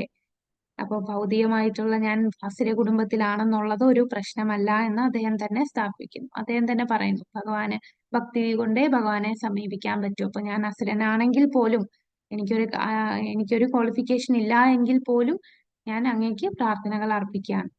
അജ്ഞത മൂലം ഭൗതിക ലോകത്തിൽ പ്രവേശിക്കാൻ നിർബന്ധിതനായ ഏതൊരുവനും ഭഗവാന് പ്രാർത്ഥന അർപ്പിക്കുകയും ഭഗവത് മഹിമകൾ ശ്രവിക്കുകയും ചെയ്താൽ ഭൗതിക ജീവിതം ശുദ്ധീകരിക്കാം. അപ്പൊ നമ്മൾ ഇങ്ങനെ പ്രാർത്ഥനകൾ ഇട്ടാൽ ഭഗവാൻ ആ പ്രാർത്ഥന ഉണ്ടെങ്കിലേ ഭഗവാൻ സന്തുഷ്ടനാവോ? ഇല്ല. എന്തിനാണ്? നമ്മൾ തന്നെ ശുദ്ധീകരിക്കാൻ. ഭൗതിക ലോകത്തിൽ ബദ്ധരായിട്ടുള്ള ആത്മാക്കളാണ് നമ്മൾ എല്ലാവരും. അപ്പൊ ഈ ഭഗവാന്റെ പ്രാർത്ഥനകൾ അർപ്പിക്കുമ്പോൾ ഇത് നമ്മള് വായിക്കുകയും നമ്മൾ കേൾക്കുകയൊക്കെ ചെയ്യുമ്പോൾ ശരിക്കും ഈ പ്രേയേഴ്സ് എന്ന് പറയുമ്പോൾ നമുക്ക് കുറച്ച് ബോറ് അടിക്കുന്ന ഒരു ടോപ്പിക്കാണ്. കുറച്ച് നാളായിട്ട് നമ്മൾ പ്രാർത്ഥനകളാണ് കണ്ടുകൊണ്ടിരിക്കുന്നത്. അപ്പൊ നമ്മൾ വിചാരിക്കും ഇത് ഓരോ ഭക്തന്മാരുടെ പ്രാർത്ഥന, ഇതിനകത്ത് വലുതായിട്ട് എന്താണ് കിട്ടുക? പക്ഷെ ഈ പ്രാർത്ഥന നമുക്ക് ബുദ്ധിയില്ല, നമുക്ക് പറ്റുന്ന രീതിയിൽ ഉള്ള പ്രാർത്ഥനയേക്കാൾ ശുദ്ധ ഭക്തർ, ഉയർന്ന ഭക്തരുടെ പ്രാർത്ഥനകൾ അതേപോലെ പറയുമ്പോൾ അതായിരിക്കും കൂടുതൽ നമ്മളെ ശുദ്ധീകരിപ്പിക്കുന്നത്. അതെല്ലാം നമ്മളെ ഈ ഭൗതിക ജീവിതം ശുദ്ധീകരിക്കാനുള്ള പ്രക്രിയയാണ് ഉയർന്ന ഭക്തരുടെ പ്രാർത്ഥനകൾ പറയുന്നത്. ഈ പ്രാർത്ഥനകൾ ചൊല്ലുന്നതും അത് കേട്ട് ആ ഓരോ വാക്കിലും അത് അടങ്ങിയിട്ടുള്ള സത്ത എന്താന്ന് മനസ്സിലാക്കി നമ്മൾ പ്രാർത്ഥിക്കുമ്പോൾ, നമ്മൾ ചുമ്മാ കുറെ ശ്ലോകങ്ങൾ കാണാ പഠിച്ച് പ്രാർത്ഥിക്കുന്നതും, എന്നാൽ നമ്മളുടെ പ്രാർത്ഥന ഉള്ളഴിഞ്ഞ് അത് മനസ്സിലാക്കി അത് കണ്ട് ഓരോ വാക്കുകളിലും എന്താണ് ഉദ്ദേശിച്ചത് അത് ഭഗവാന് മനസ്സറിഞ്ഞ് സമർപ്പിച്ച് പ്രാർത്ഥിക്കുന്നത്, അത് രണ്ടും തമ്മിൽ വ്യത്യാസമുണ്ട്. ഭഗവാൻ എന്താണ് നമ്മളുടെ ഭാവമാണ് നോക്കുന്നത്. നമ്മൾ വേറെ പലതും ചിന്തിക്കും. നമുക്ക് കുറെ ശ്ലോകങ്ങളൊക്കെ കാണാൻ അറിയായിരിക്കും, ഇങ്ങനെ നാവ് കൊണ്ട് ഇങ്ങനെ പറഞ്ഞുകൊണ്ടിരിക്കും, പക്ഷെ മനസ്സിൽ വേറെ കാര്യങ്ങളായിരിക്കും. ഇന്ന് നടന്നത്, നാളെ നടന്നത്, നമ്മൾ എന്തെങ്കിലും കണ്ടതും കേട്ടതും കാര്യങ്ങൾ കണ്ടു, പക്ഷെ ഒരു മെക്കാനിക്കലായിട്ട് ഒരു മെഷീൻ പോലെ ഇങ്ങനെ പ്രവർത്തിച്ചുകൊണ്ടിരിക്കും, കുറെ ശ്ലോകങ്ങൾ ചൊല്ലിക്കൊണ്ടിരിക്കും. അങ്ങനെ ചൊല്ലുന്നതാണോ ഭഗവാന് സ്വീകരിക്കുന്നത്? നമ്മൾ എങ്ങനെ ചൊല്ലണം? നമ്മൾ ഈ നമ്മൾ ഓരോ പ്രാർത്ഥന ചൊല്ലുമ്പോൾ അതിലെ ഓരോ വാക്കിന്റെ അർത്ഥം ഉള്ളഴിഞ്ഞ് മനസ്സിലാക്കി ആ ഭാവത്തില് ഓരോ ഭക്തന്മാർ ഏത് ഭാവത്തിലാണോ ഭഗവാനെ സമർപ്പിച്ച് അതേ ഭാവം നമ്മൾ മനസ്സിലാക്കി ചെയ്യണം. നമുക്ക് അത്രയും ഉയർന്ന ലെവലിൽ വന്നിട്ടില്ല, നമ്മളൊന്നും ഭക്തരേ അല്ല. അപ്പൊ ആ ഉയർന്ന ഭക്തരുടെ ആ ഭാവം നമ്മൾ മനസ്സിലാക്കി, അവരൊക്കെ ഇത്രയും ഉയർന്ന രീതിയിലാണല്ലോ ചിന്തിക്കുന്നത്. അങ്ങനൊന്നും ചിന്തിക്കാനുള്ള ബുദ്ധി നമുക്ക് ഇതുവരെ ആയിട്ടില്ല. ഭഗവാൻ അത് നമ്മളുടെ ഭക്തി ചെയ്ത് ശുദ്ധീകരിക്കപ്പെടുമ്പോൾ അതൊക്കെ റിവീൽ ചെയ്യത്തേ ഉള്ളൂ. അപ്പോൾ നമുക്കും ഇതുപോലെ നമ്മൾ ഇപ്പൊ വൈഷ്ണവ ഗീതങ്ങളിലെ ഓരോ ശ്ലോകങ്ങൾ, ഓരോ ഭജനയൊക്കെ എന്താ, അതൊക്കെ ശുദ്ധ ഭക്തന്മാർ, പ്രേമഭക്തിയിലെത്തിയ ഭക്തരെഴുതിയ വാക്കുകളാണ്. അവരുടെ ഉള്ളിൽ ഭഗവാനെ അത് കണ്ടറിഞ്ഞ് മനസ്സിലാക്കി സാക്ഷാത്കാരം കിട്ടിയ ഭക്തരുടെ പ്രാർത്ഥനകളാണ്. നമ്മൾ കുറെ വരികൾ എഴുതിയാൽ അതിനകത്ത് ഭക്തി ഉണ്ടാവില്ല, ആ ഭാവം ഉണ്ടാവില്ല. അതുകൊണ്ടാണ് ഉയർന്ന ഭക്തരുടെ പ്രാർത്ഥനകൾ ചൊല്ലുമ്പോൾ അതാണ് ഭഗവാനെ കൂടുതൽ പ്രീതിപ്പെടുത്തുക, ആ ഭാവം മനസ്സിലാക്കി പ്രാർത്ഥിക്കുമ്പോൾ. ഹരേ കൃഷ്ണ. നമുക്കിനി അടുത്ത 13ാമത്തെ ശ്ലോകം നോക്കാം. ഓം നമോ ഭഗവതേ വാസുദേവായ. സർവേ ഹ്യമീ വിധികരാസ്ത സത്വധാംനോ ബ്രഹ്മാദയോ വയമിവേശന ചോദിചന്ദ ക്ഷേമായ ഭൂതയ ഉതാത്മസുഖായ ജാസ്യ വിക്രീഡിതം ഭഗവതോ രുചിരാവതാരൈ. നിർമ്മല മാതാജി, ഹരേ കൃഷ്ണ. ഹരേ കൃഷ്ണ മാതാജി. വിവർത്തനം. അല്ലയോ ഭഗവാനെ, അതീന്ദ്രിയാവസ്ഥയിൽ പ്രതിഷ്ഠിതമായ ബ്രഹ്മദേവന്റെ നേതൃത്വത്തിലുള്ള ദേവന്മാരെല്ലാം അങ്ങയുടെ ഭഗവതത്വത്തിന്റെ ആത്മാർത്ഥതയുള്ള സേവകരാണ്. ആകയാൽ അവർ ഞങ്ങളെ പോലെയല്ല. പ്രഹ്ലാദനും പിതാവ് ഹിരണ്യകശിപും അങ്ങയുടെ ഘോര രൂപത്തിലുള്ള ഈ ആവിഷ്കാരം സ്വസന്തോഷത്തിന് വേണ്ടിയുള്ള അങ്ങയുടെ ലീലയാണ്. ഇത്തരം ഒരു അവതാരം എല്ലായ്പ്പോഴും ലോകത്തിന്റെ സംരക്ഷണത്തിനും പുരോഗതിക്കും ഉദ്ദേശിക്കപ്പെട്ടിട്ടുള്ളതാണ്. ഹരേ കൃഷ്ണ മാതാജി. Thank you Mataji. ഹരേ കൃഷ്ണ. അപ്പോ ഇവിടെ എന്താണ് പറയണത്? ഈ ദേവന്മാരെല്ലാരും ഭഗവാന്റെ ഭക്തരാണ്. അപ്പൊ അവരെ പുകഴ്ത്തി പറയാണ്, അവരൊക്കെ ഭക്തരല്ലേ, അവരൊക്കെ എത്ര ഭാഗ്യശാലികളാണ്. അവര് ഭക്തരെന്ന് പറഞ്ഞാൽ എന്താണ്? ഭഗവാൻ എന്ത് പറയുന്നോ അത് അതേപോലെ അനുസരിക്കുന്നവരാണ് ഭക്തർ. എന്നാൽ പ്രഹ്ലാദൻ ജനിച്ചത് എന്താണ്? അസുരകുലത്തിലാണ്. അസുരന്മാരെന്ന് പറഞ്ഞാൽ ഭഗവാൻ പറയുന്നതിന്റെ നേരെ വിപരീതമായി ചെയ്യത്തുള്ളൂ, അത് ചെയ്യും. അപ്പൊ ഭഗവാന്റെ തന്നെ കുരുത്തം കെട്ട മക്കളാണ് ഈ അസുരന്മാര്, എന്നാൽ അനുസരണയുള്ള മക്കളാണ് ദേവന്മാര്, അല്ലെ? അപ്പൊ ദേവന്മാരൊക്കെ എത്ര ഭാഗ്യശാലികളാണ്, അവരൊക്കെ ഭക്തരാണ് ഭഗവാന്റെ. അവരേത് സമയവും ഭഗവാൻ എന്ത് നിർദ്ദേശം കൊടുത്താലും അത് അതേപടി കേട്ട് സ്വീകരിച്ച് അത് ചെയ്യുന്നവരാണ്. എന്നാൽ ഞാന് ഈ അസുരകുലത്തിൽ ജനിച്ചു, എന്റെ പിതാവ് എല്ലാം അസുരനാണ്, എത്ര നിർഭാഗ്യശാലികളാണ്. കാരണം അവര് ഭഗവാന്റെ പറയുന്നത് അനുസരിക്കുന്നില്ല. അപ്പൊ ഭഗവാൻ ഇവിടെ ഭൗതിക ലോകത്ത് അവതരിക്കുന്ന 2 കാര്യങ്ങൾക്കാണ്. നമ്മുടെ ആ ഫേമസ് ശ്ലോകം ഉണ്ടല്ലോ ഭഗവത്ഗീതയില്, പരിത്രാണായ സാധൂനാം ധർമ്മ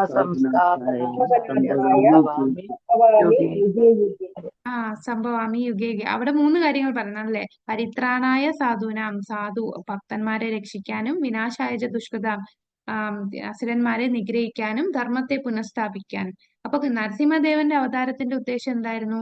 തന്റെ ഭക്തനായിട്ടുള്ള പ്രഹ്ലാദനെ രക്ഷിക്കാൻ, അസുരനായിട്ടുള്ള ഹിരണ്യകശിപുവിനെ നിഗ്രഹിക്കാൻ. അപ്പൊ പ്രഹ്ലാദന്റെ ഈ ഒരു അവതാര ലക്ഷ്യം ഒരിക്കലും ഭക്തന്മാരെ പേടിപ്പെടുത്താനായിരുന്നില്ല, ഭക്തന്മാര് വളരെ വിശ്വാസത്തോടു കൂടി ആണ് ഭഗവാനെ പ്രാർത്ഥിക്കുന്നത്. പക്ഷേ ഈ ഒരു ഘോര രൂപം കാണുമ്പോ ഭക്തന്മാര് പോലും ഭയന്നു പോകും. അത്രയും ഘോരമായിട്ടുള്ള രൂപമാണ്. അപ്പോ എന്താണ്, ശരിക്കും അദ്ദേഹം ഈ രൂപം എടുത്തത് ഭക്തന്മാരെ പേടിപ്പെടുത്താനല്ല. എന്നാൽ ഭക്തന്മാര് അത്രയും ലളിതമായിട്ടുള്ള ആൾക്കാരായതുകൊണ്ട് ഇങ്ങനൊരു രൂപം കാണുമ്പോൾ അവരും ഭയന്നു പോകും.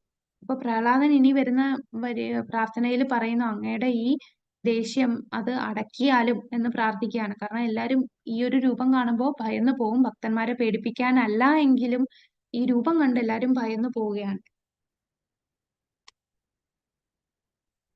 അപ്പൊ അതാണ് അങ്ങയുടെ ഈ ഘോര രൂപത്തിൽ ആവിഷ്കാര സസന്തോഷത്തിന് വേണ്ടിയുള്ള അങ്ങയുടെ ലീലയാണ്, അല്ലെ? ഭക്തനെ സന്തോഷിപ്പിക്കാനുള്ള ലീലയാണ്.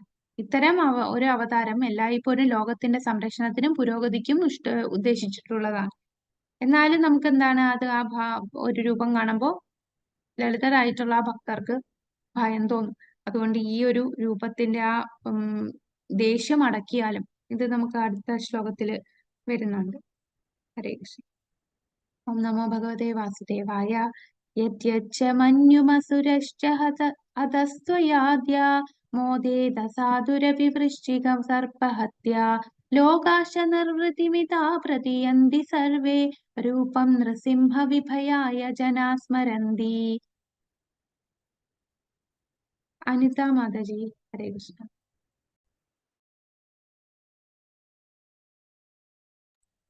ഹരേ കൃഷ്ണ. അനിത കുമാരി മാതാജി അൺമ്യൂട്ട് ചെയ്ത് വായിച്ചോളൂ മാതാജി. ഹരേ കൃഷ്ണ. ഹരേ കൃഷ്ണ മാതാജി. എന്റെ നരസിംഹദേവ, ആകയാൽ എന്റെ പിതാവ് മഹാ അസുരനായ ഹിരണ്യകശിപു വധിക്കപ്പെട്ടതിനാൽ അങ്ങ് ദയവായി അങ്ങയുടെ കോപം അവസാനിപ്പിച്ചാലും. ഒരു തേളിനെയോ പാമ്പിനെയോ കൊല്ലുന്നതിൽ മഹാവിശുദ്ധരായ വ്യക്തികൾ പോലും സന്തോഷിക്കാറുണ്ട്. ഇപ്പോൾ ഈ അസുരൻ നിഗ്രഹിക്കപ്പെട്ടതിനാൽ സമസ്ത ലോകങ്ങളും സന്തോഷിക്കുന്നു.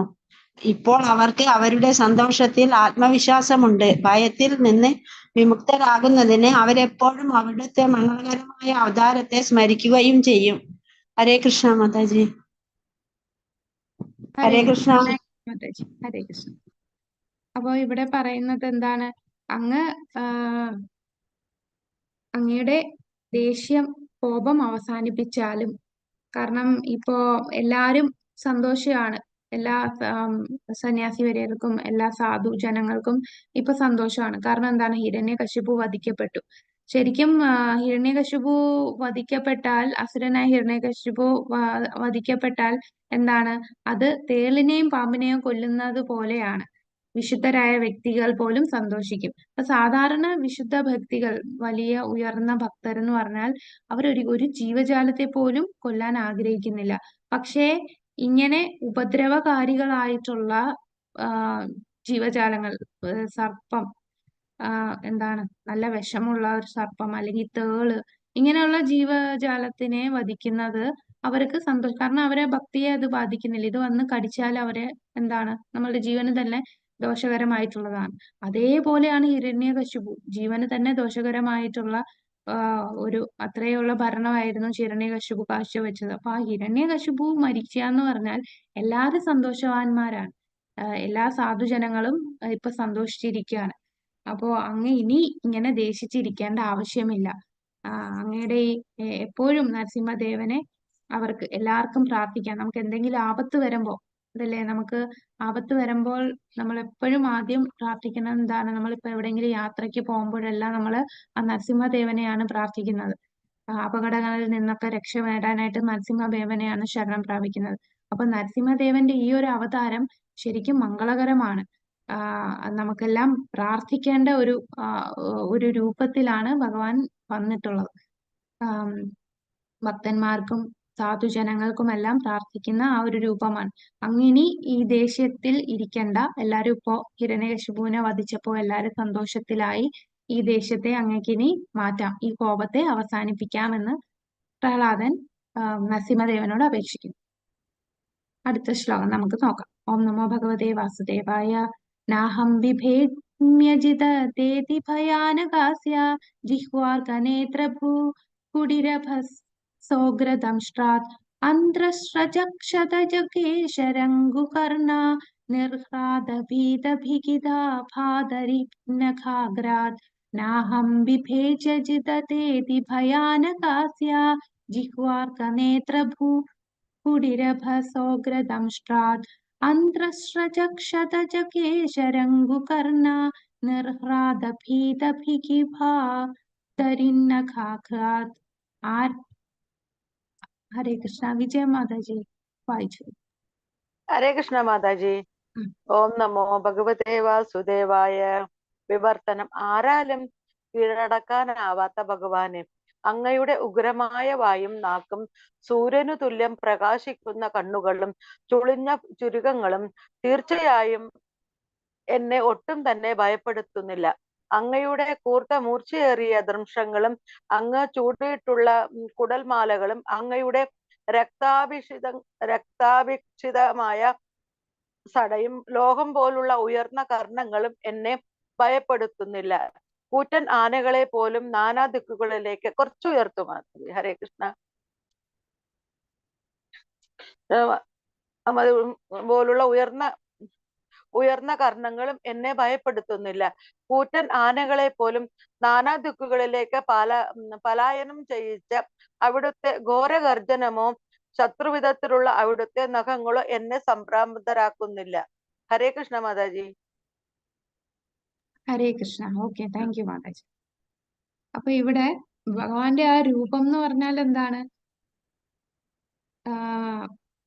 ഉഗ്രമായ വായും നാക്കും സൂര്യന് തുല്യം പ്രകാശിക്കുന്ന കണ്ണും ചുളിഞ്ഞ പുരികവും. അപ്പൊ ഈ ഒരു രൂപം ശരിക്കും ഭയാനകമായിട്ടുള്ള രൂപമാണ്. എന്നാൽ ഈ രൂപം അപകടകാരിയാണ്. ആർക്ക്? അഭക്തർക്ക് പേടിക്കേണ്ടതാണ്. പ്രഹ്ലാദൻ പറയാണ്, എനിക്ക് ഈ രൂപത്തിൽ ഭയം വരുന്നില്ല. കാരണം ഒരു സിംഹത്തിനെ, മറ്റ് മൃഗങ്ങൾക്ക് സിംഹത്തിനെ കാണുമ്പോൾ ഭയക്കണം, എന്നാൽ സിംഹക്കുട്ടിക്ക് ഭയക്കണോ? സിംഹക്കുട്ടി എപ്പോഴും സിംഹത്തിനെ കണ്ടാൽ സന്തോഷമേ ഉള്ളൂ, ആ സിംഹത്തിന്റെ കൂടെ ഇരിക്കാനേ ആഗ്രഹിക്കുള്ളൂ. എന്നാൽ മറ്റു മൃഗങ്ങൾ ആ സിംഹത്തിനെ കണ്ടാൽ ഭയന്നോടണം. അതേപോലാണ് പ്രഹ്ലാദൻ നരസിംഹദേവനെ കാണുമ്പോ അത്രയും അനുഗ്രഹം തനിക്ക് തന്നുവല്ലോ എന്ന് ഭഗവാന്റെ ആ കാരുണ്യം ഓർത്ത് ഭഗവാന്റെ കൂടെ ദാസനായിട്ട് നിൽക്കാൻ ആഗ്രഹിക്കുകയാണ്. അതിന് മറ്റൊരു ഉദാഹരണം പറയുന്നത്, കരയിൽ ജീവിക്കുന്ന ജീവജാലങ്ങൾക്ക് വെള്ളത്തിൽ പോയാൽ പേടിക്കണം. എന്നാൽ ഒരു ചെറിയ മത്സ്യത്തിന് കടലിൽ പോയാലും അതിന് ഭയമില്ല. എന്തുകൊണ്ടാണ്? ആ ചെറിയ മത്സ്യങ്ങൾ കടലിൽ ശരണം പ്രാപിച്ചിരിക്കുകയാണ്. അതിന്റെ ജീവനും സത്തയും എല്ലാം ആ കടലാണ്. ആ കടലില്ലെങ്കിൽ അതിന് ജീവനില്ല. അതുപോലെ എല്ലാ ജീവജാലങ്ങളും എന്ത് ചെയ്യണം? അത് നമ്മൾ ഭഗവാനിൽ ശരണം പ്രാപിക്കണം. അപ്പൊ നരസിംഹദേവനിൽ ശരണം പ്രാപിച്ചു പ്രഹ്ലാദൻ. അപ്പം ആ പ്രഹ്ലാദന് നരസിംഹദേവൻ ശരണം പ്രാപിച്ചത് കൊണ്ട് വേറൊന്നും ഭയക്കാനില്ല. എന്നാൽ മറ്റു ശരണം പ്രാപിക്കാത്തവർ, അഭക്തരായിട്ടുള്ളവർ, അവരാണ് ഭയക്കേണ്ടത്. അപ്പോ ഭഗവാൻ ഭയാനകമായുള്ള രൂപത്തിലൊക്കെ വരും. അതെന്തിനാണ്? ഭക്തന്മാരെ പേടിപ്പിക്കാൻ വേണ്ടി വരുന്നതല്ല, ദുഷ്കൃതികളായിട്ടുള്ളവരെ നശിപ്പിക്കാൻ, അവരെ കൊല്ലാനായിട്ട് വരുന്നതാണ്. ഭക്തന്മാർക്ക് ആ രൂപത്തെ ആരാധിക്കാം. അതാണ് കേശവദ്രീത നരഹരി രൂപ ജയ ജഗദീശ ഹരേ. ഭഗവാന്റെ ആ നരഹരി രൂപത്തെ ആരാധിക്കാൻ ഭക്തന്മാർ ആഗ്രഹിക്കുന്നു. അപ്പൊ ഭക്തന്മാരെല്ലാരും ആ രൂപത്തെ പ്രകീർത്തിക്കുകയാണ്. ഈ ഒരു ഭീകരമായിട്ടുള്ളതാണെങ്കിലും അവര് പ്രകീർത്തിക്കുകയാണ് ആ രൂപത്തെ ഭയന്ന് ഓടേണ്ട ആവശ്യം ഭക്തന്മാർക്കില്ല. കാരണം ഭക്തന്മാർ ആ ഭഗവാനിൽ ശരണം പ്രാപിച്ചവരാണ്. എന്നാൽ മറ്റുള്ള അഭക്തരായിട്ടുള്ളവർ ഭയപ്പെടേണ്ടതാണ് ഈ രൂപം. നമുക്ക് അടുത്ത ശ്ലോകത്തിലൂടെ. ഓം നമോ ഭഗവതേ വാസുദേവായ.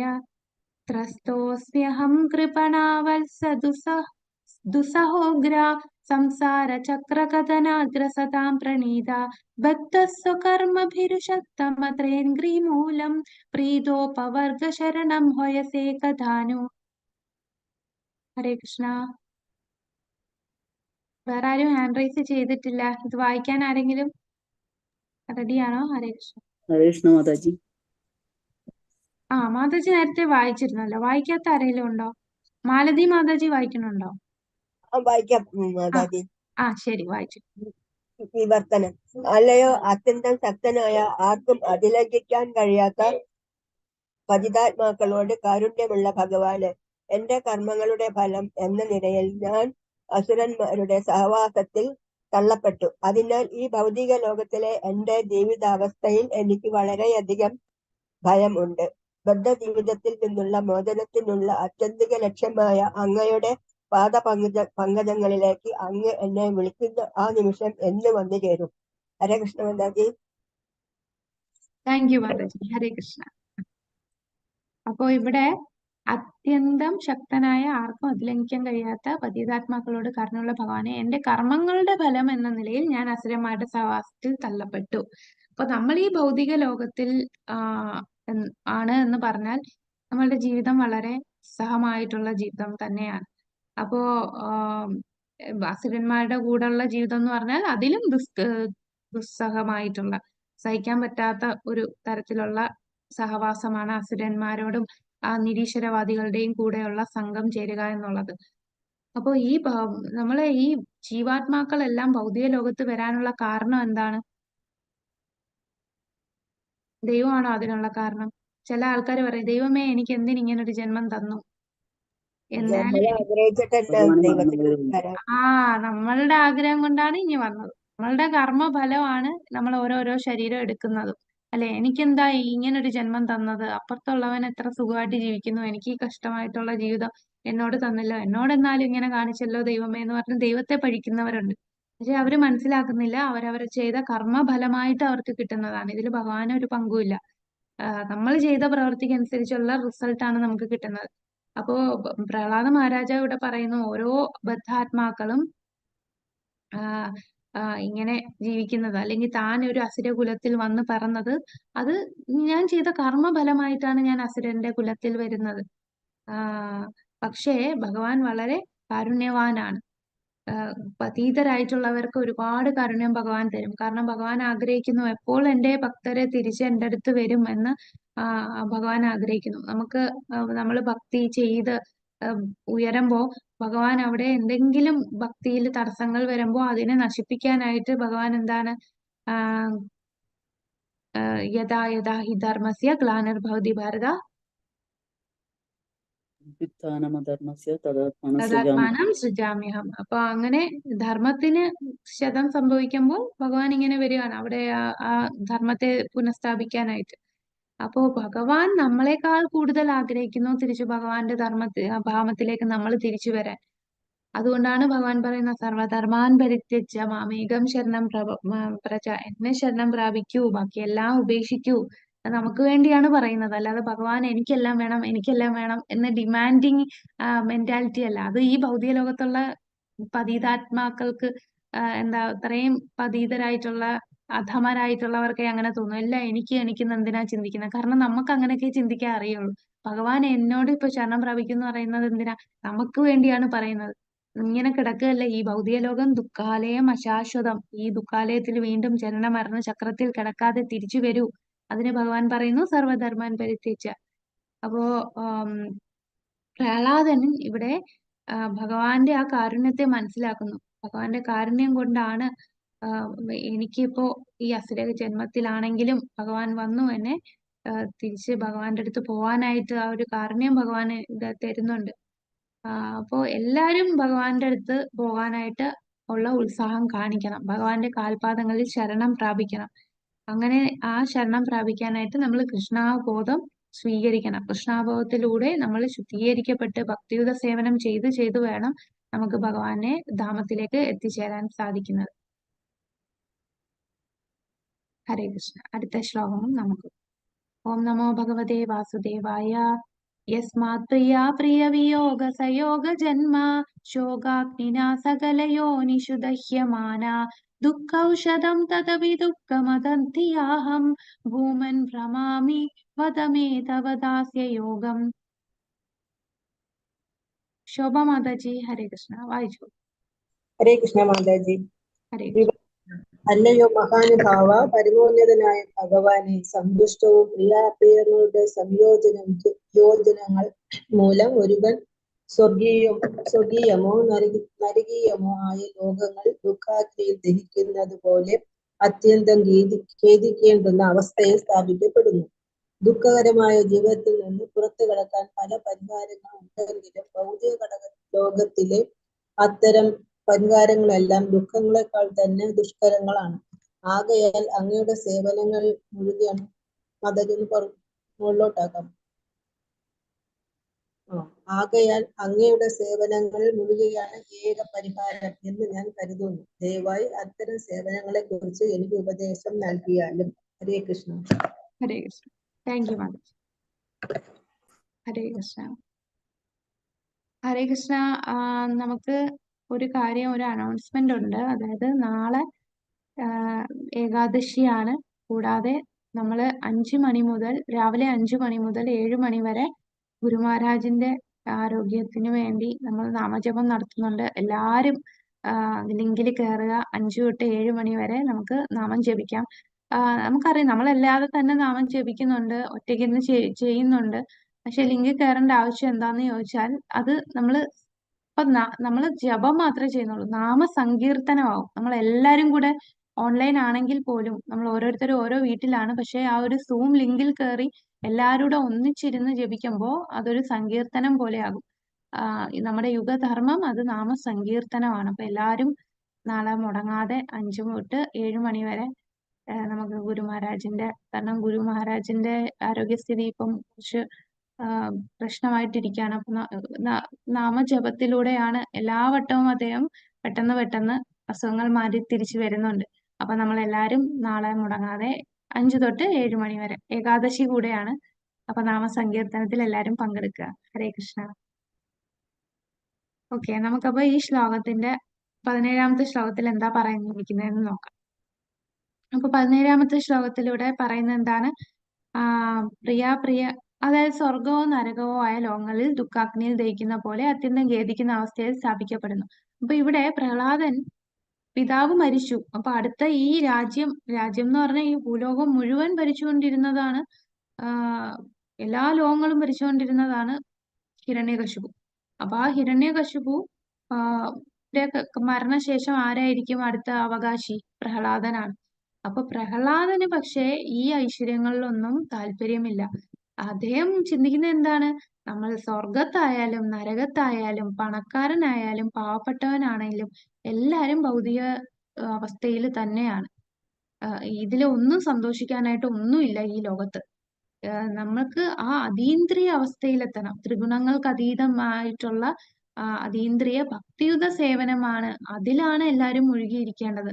ഈ ഭൗതികമായിട്ടുള്ള ഐശ്വര്യങ്ങളൊന്നും കുറച്ചു സമയത്തേക്ക് നമുക്ക് ഒരു ടെമ്പററി ആയിട്ട് കുറച്ചു കാലത്തേക്ക് നമുക്ക് സന്തോഷവും ഒക്കെ കിട്ടും. ഇപ്പൊ ഹിരണ്യകശിപുവിന്റെ കാര്യം ഓർത്താൽ തന്നെ മനസ്സിലാവും. ഹിരണ്യകശിപുവിന്റെ എന്താണ് ആ ഭരണവും ആ എല്ലാ കൺട്രോളും പവറും എല്ലാം കുറച്ചു നാളത്തേക്കേ ഉണ്ടായിരുന്നുള്ളൂ. ആ തപസ് ചെയ്ത് വന്ന് 6 കൊല്ലത്തേക്കേ ഉണ്ടായിരുന്നുള്ളൂ അല്ലെ?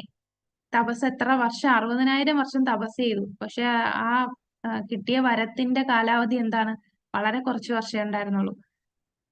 അപ്പൊ അതുപോലാണ് ഭൗതികമായിട്ട് എന്തെല്ലാം ഉണ്ടെങ്കിലും അതെല്ലാം താൽക്കാലികമായിട്ടുള്ള സന്തോഷമേ വരും.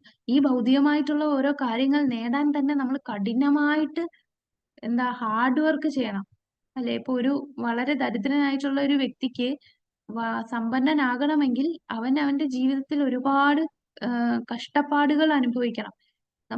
അങ്ങനെ കഷ്ടപ്പെട്ട് ജീവിതത്തിൽ വലിയ പണക്കാരനായിട്ടുള്ളവരെ ഇന്ന് ഈ ലോകമെല്ലാം ബഹുമാനിക്കും. പക്ഷേ പ്രഹ്ലാദൻ എന്താ പറയുന്ന? എന്തൊരു ജീവിതമാണ് ഇങ്ങനെ ഒരു കഷ്ടമായിട്ടുള്ള ഈ ലോകത്ത്. നമ്മൾ ഏതായാലും ഇത്രയും കഠിനാധ്വാനം ചെയ്ത് നമ്മൾ ആ വലിയ പണക്കാരനൊക്കെ ആയി. പക്ഷെ എത്ര നാള് പണക്കാരനായിട്ട് നിൽക്കും? മരണം വന്ന് നമ്മളെ വിളിച്ചുകൊണ്ട് പോകും. ഇതിനൊക്കെ വളരെ കുറച്ച് കാലഘട്ടമേ ഉള്ളൂ. അപ്പൊ അതാണ് ഭൗതിക ലോകത്ത് നിൽക്കുക എന്ന് പറഞ്ഞാൽ തന്നെ വളരെ കഷ്ടതയുള്ള ഒരു ജീവിതമാണ് ഇവിടെ ഉള്ളത്. എന്ത് സന്തോഷമാണ്, എന്ത് ആനന്ദമാണ് ഇവിടെ കിട്ടുന്നത്. ആനന്ദം കിട്ടണമെങ്കിൽ അത് കൃഷ്ണാവബോധത്തിൽ മാത്രമേ കിട്ടുകയുള്ളൂ. നിരന്തരം നമ്മൾ ഭക്തിയുത സേവനത്തിൽ മുഴുകിയിരിക്കണം. അതാണ് ആകെയുള്ള ഒരു വഴി. അല്ലാതെ നമ്മൾ ഭൗതിക സുഖങ്ങളുടെ പുറകെ പോയാൽ അതൊക്കെ താൽക്കാലിക സുഖം മാത്രമേ തരികയുള്ളൂ. നമ്മളെ കൂടുതൽ കൂടുതൽ ഭൗതികതയിലേക്ക് ബന്ധിപ്പിക്കപ്പെടുകയാണ്. കാരണം ജനന മരണ ചക്രത്തിൽ വീണ്ടും വരും. നമ്മൾ വിചാരിക്കും ഞാൻ വലിയ സക്സസ്ഫുൾ ആയി, ലൈഫിൽ സക്സസ്ഫുൾ ആയി എന്ന് പറഞ്ഞു വരുന്നത് എങ്ങനെയാണ്? വലിയ ബംഗ്ലാവും വലിയ കാറും വലിയ സ്ഥാനവും ഒക്കെ കിട്ടുമ്പോൾ ജീവിതത്തിൽ സക്സസ്ഫുൾ പേഴ്സൺ ആണെന്ന് പറയും. പ്രഹ്ലാദൻ ഇവിടെ പറയുന്നു, എന്ത് സക്സസ് ആണ്, എന്ത് ഇതാണ്, എല്ലാം താൽക്കാലികമല്ലേ, മരണത്തോടുകൂടി എല്ലാം അവസാനിക്കുകയാണ്. എത്ര കഷ്ടപ്പെട്ടാണ് ഇവിടെ ജീവിക്കുന്നത്, എത്ര കഠിനാധ്വാനം ചെയ്താണ് ഈ സക്സസ് ഒക്കെ നമ്മൾ വാങ്ങിച്ചത്. പക്ഷെ എന്ത് പ്രയോജനം, എന്ത് ആനന്ദം ലഭിക്കുന്നു? അപ്പോ യഥാർത്ഥ ആനന്ദം അത് കൃഷ്ണാബോധത്തിൽ മാത്രമേ ഉള്ളൂ. അതുകൊണ്ടാണ് പറയുന്നത് നമ്മള് കൃഷ്ണാബോധം, കൃഷ്ണ കോൺഷ്യസ് മൂവ്മെന്റ്, ഈ ഇസ്കോൺ മൂവ്മെന്റ് തന്നെ എന്തിനാണ്? ഈ എല്ലാരെയും ആ ആനന്ദത്തിൽ കൊണ്ടുവരാൻ. അതാണ് ശരിക്കുമുള്ള സാമൂഹ്യ സേവനം. മനുഷ്യത്വം, നമുക്ക് മനുഷ്യത്വം കാണിക്കണം. അവർക്ക് ഒരു അന്നം കൊടുത്ത മനുഷ്യത്വം കാണിക്കുന്നു, അല്ലെ കാരുണ്യം കൊടുത്തു, അതെല്ലാം എന്താണ്? താൽക്കാലിക സുഖം മാത്രമേ കൊടുക്കുന്നുള്ളൂ. അതീന്ദ്രിയമായിട്ട് ഒരിക്കലും നശിക്കാത്ത എന്നേക്കുമായിട്ടുള്ള ആ സാമൂഹ്യ സേവനം അല്ലെ മനുഷ്യത്വം നമ്മൾ കാണിക്കുക എന്ന് പറഞ്ഞാൽ അവർക്ക് കൃഷ്ണാബോധം കൊടുക്കുകയാണ്. കൃഷ്ണാബോധത്തിൽ അവരെ ട്രെയിൻ ചെയ്ത് നമ്മൾ ഭഗവാന്റെ ഭക്തിയുത സേവനം ചെയ്യുമ്പോൾ മാത്രമാണ്. ബാക്കി ഈ ഭൗതിക ലോകം എന്ന് പറഞ്ഞാൽ തന്നെ സ്വർഗത്തായാലും നരകത്തായാലും എവിടാണെങ്കിലും കഷ്ടതകൾ മാത്രമേ ഉള്ളൂ. നമ്മൾ വിചാരിക്കും സ്വർഗത്ത് എന്ത് കഷ്ടതകളാണ് എന്നുള്ളത്. അതെന്താ, സ്വർഗത്ത് കഷ്ടതകളുണ്ടോ? പ്രഹ്ലാദൻ എന്താ സ്വർഗവും നരകവും ഒക്കെ കഷ്ടതയാന്ന് പറയുന്നത്? സ്വർഗത്ത് എന്ന് പറഞ്ഞാൽ ഒരുപാട് ഫെസിലിറ്റി ഉള്ളതാണ്. നമുക്ക് അങ്ങ് ഇന്ദ്രിയ സംതൃപ്തി അങ്ങേ അറ്റത്ത് ആസ്വദിക്കാൻ പറ്റുന്ന സ്ഥലമാണ് സ്വർഗം. പിന്നെന്തിനാണ് അതും കഷ്ടത പറഞ്ഞ ലോകമാണ് സ്വർഗം എന്ന് പറയാൻ കാരണം എന്താ? ഭക്തിയുത സേവനമില്ല അവിടെ, ഒരു പരിധി കഴിഞ്ഞാൽ ഭക്തിയുടെ സേവനം ചെയ്യാനില്ല അവിടെ. ഭക്തിയുത സേവനമില്ല. പിന്നെ ഒരു സമയം, ഒരു കാലഘട്ടം, അത് കഴിഞ്ഞാൽ പിന്നെ വീണ്ടും തിരിച്ച് ഭൂമിയിലേക്ക് വരണം. ലോകത്തെ വരണ്ടേ? അതാണ് നമ്മൾ വിചാരിക്കും. ഇപ്പം ഒരുപാട് ആത്മീയ സംഘടനകൾ എന്താണ് പറയുന്നത്, നമ്മൾ സ്വർഗത്തോ, ഒരുപാട് പേര് നമ്മൾ കൃഷ്ണാബോധത്തിൽ വരുന്നതിന് മുമ്പ് നമ്മൾ വിചാരിക്കുന്നത് എന്താ, കുറെ പുണ്യം ചെയ്താൽ കുറെ പുണ്യം കിട്ടുമല്ലോ, പുണ്യം ചെയ്ത അവസാനം നമുക്ക് സ്വർഗത്ത് പോവാം, സ്വർഗം നരകം മാത്രമേ നമുക്കറിയുള്ളൂ, സ്വർഗത്ത് പോവാം. പക്ഷെ ഈ സ്വർഗം എന്ന് പറഞ്ഞാൽ എന്താണ് സംഭവം? കുറെ ഇന്ദ്രിയ സംതൃപ്തി കൂടുതൽ നമുക്ക് ലക്ഷറിയസ് ആയിട്ട് ചെയ്യാൻ പറ്റും. നമ്മളിപ്പോ ഒരു 3 റൂമുള്ള വീട്ടിലാണെങ്കിൽ മറ്റേത് ഒരു വലിയ ബംഗ്ലാവ്, ഒരുപാട് നിലയുള്ള ഒരു ഫ്ലാറ്റ് മൊത്തം നമുക്ക് തരികയാണ്. എല്ലാ ഫെസിലിറ്റിയും ഉണ്ട്. അവിടെ പോയി ഒരു 5 സ്റ്റാർ ഹോട്ടലിൽ താമസിക്കാം എന്നുള്ള ഇതേ ഉള്ളൂ. പക്ഷെ എന്താണ്, അതിനും പരിധിയുണ്ട്. ആ ഒരു കാലഘട്ടം കഴിഞ്ഞാൽ, നമ്മളുടെ ആ പുണ്യം എല്ലാം തീർന്നു കഴിഞ്ഞാൽ വീണ്ടും ഇവിടെ വരണം. കൂടാതെ ആ ഒരു സന്തോഷത്തിൽ എന്ന് പറഞ്ഞാലും അത് ആനന്ദം നമുക്ക് തരുന്നില്ല. അതീന്ദ്രിയമായിട്ടുള്ള ആനന്ദം തരണമെങ്കിൽ അത് കൃഷ്ണാബോധത്തിനേ ഉള്ളൂ. ആ സ്വർഗത്ത് പോയാൽ ഇങ്ങനെയുള്ള ഫെസിലിറ്റി, ഒരു 5 സ്റ്റാർ ഹോട്ടലിൽ ഇരുന്ന് കൃഷ്ണാബോധം ചെയ്യാന്ന് പറഞ്ഞാൽ ചുറ്റിനും ഇന്ദ്രിയ സംതൃപ്തി മൊത്തത്തിൽ ഇരിക്കുകയാണ്. അപ്പൊ നമ്മളെ അതിലും നമുക്ക് കോൺസെൻട്രേറ്റ് ചെയ്യാൻ പറ്റില്ല കൃഷ്ണാബോധത്തില്.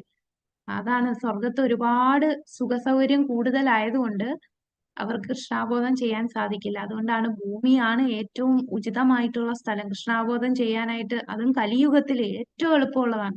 ഭൂമി എന്ന് പറയുമ്പോൾ അവിടെ ദുഃഖ സമ്മിശ്രമാണ്. ഇടയ്ക്ക് ദുഃഖം വരുമ്പോഴൊക്കെ നമുക്കൊന്ന് ദൈവത്തിനെ വിളിക്കാൻ തോന്നും.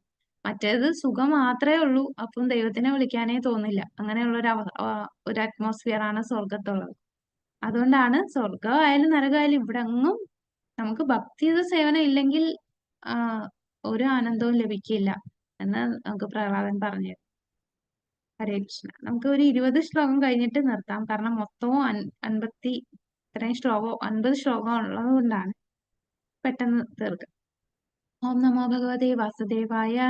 സോഹം പ്രിയസ്യ സുഹൃത പരദേവതായ ലീലാ കഥാസ്തവ നൃസിംഹ വിരിച്ചീത അഞ്ജസ്ഥിതർമ്യനുഗൃണൻ ഗുണവിപ്രമുക്തോ ദുർഗാണി തേ പദയുഗാലയാം സസംഗ. ഹരേ കൃഷ്ണ. വേഗം വായിച്ചോളൂ. നേരത്തെ വിജയമാ. ഞാൻ വായിക്കട്ടെ എന്നാലും. ഹരേ കൃഷ്ണ മാതാജി. ഹരേ കൃഷ്ണ. ഹരേ കൃഷ്ണ. വിവർത്തനം. അല്ലയോ പ്രിയപ്പെട്ട നരസിംഹ ദേവ, ഞാൻ മുക്താത്മാക്കളുടെ ക്രംശങ്ങൾ സഹവാസത്തിൽ അങ്ങയുടെ അതീന്ദ്രിയ പ്രേമ സേവനത്തിൽ മഗ്നനായി ഭൗതിക പ്രകൃതിയുടെ ത്രിഗുണങ്ങളുടെ സമ്പർക്കത്താൽ ഉണ്ടാവുന്ന സർവ മാലിന്യങ്ങളിൽ നിന്നും മോചിതമായി എനിക്ക് പ്രിയങ്കരനായ അങ്ങയുടെ മഹിമകൾ കീർത്തിക്കാൻ പ്രാപ്തനായി തീരും. ഞാൻ ദേവന്റെ കാലടികൾ ശരിക്കും പിന്തുടർന്ന് അദ്ദേഹത്തിന്റെ ശിഷ്യത്വത്തിൽ അങ്ങയുടെ മഹിമകൾ കീർത്തനം ചെയ്യും. ഈ രീതിയിൽ എനിക്ക് നിസ്സംശയം അജ്ഞതയുടെ സമുദ്രം തരണം ചെയ്യാൻ സാധിക്കും. ഹരേ കൃഷ്ണ മാതാജി. ഹരേ കൃഷ്ണ. Thank you Mataji. അപ്പൊ ഇവിടെ എന്താണ് പറയുന്നത്? ഞാൻ ബ്രഹ്മദേവന്റെ കാലടികൾ ശരിക്കും പിന്തുടർന്ന് അദ്ദേഹത്തിന്റെ ശിഷ്യത്വത്തിൽ അങ്ങയുടെ മഹിമകൾ കീർത്തനം ചെയ്യുന്നു. അപ്പൊ നമ്മൾ കീർത്തനം ചെയ്യുമ്പോൾ നമ്മൾ പറയുന്നു ശ്രവണം, കീർത്തനം, വിഷ്ണു സ്മരണം. ഒരു ഭക്തന്റെ ജീവിതമാണ് ഇവിടെ പറയുന്നത്. ഒരു ഭക്തൻ എന്ന് പറഞ്ഞാൽ അവൻ നാമം ജപിക്കുന്നുണ്ട്, ഭഗവാനെ പ്രകീർത്തിക്കുന്നുണ്ട്. അപ്പൊ അങ്ങനെയുള്ളവർ തീർച്ചയായിട്ടും മുക്തിയിലേക്ക് വരും. അപ്പൊ നമ്മൾ ഈ പറയുന്ന ശ്രവണവും കീർത്തനവും എല്ലാം എങ്ങനെയാണ് നമുക്ക് സ്വന്തമായിട്ട് നമ്മളുടെ ചിന്തയിൽ വരുന്ന ഊഹാപോഹങ്ങളിൽ കൂടെ ഉള്ള രീതിയിലാണ് എനിക്കിതാണ് തോന്നുന്നത്, എനിക്ക് ഈ കീർത്തനമാണ് ഇഷ്ടം, അതുകൊണ്ട് ഞാൻ ഇങ്ങനെ ചെയ്യും, അങ്ങനെയാണോ?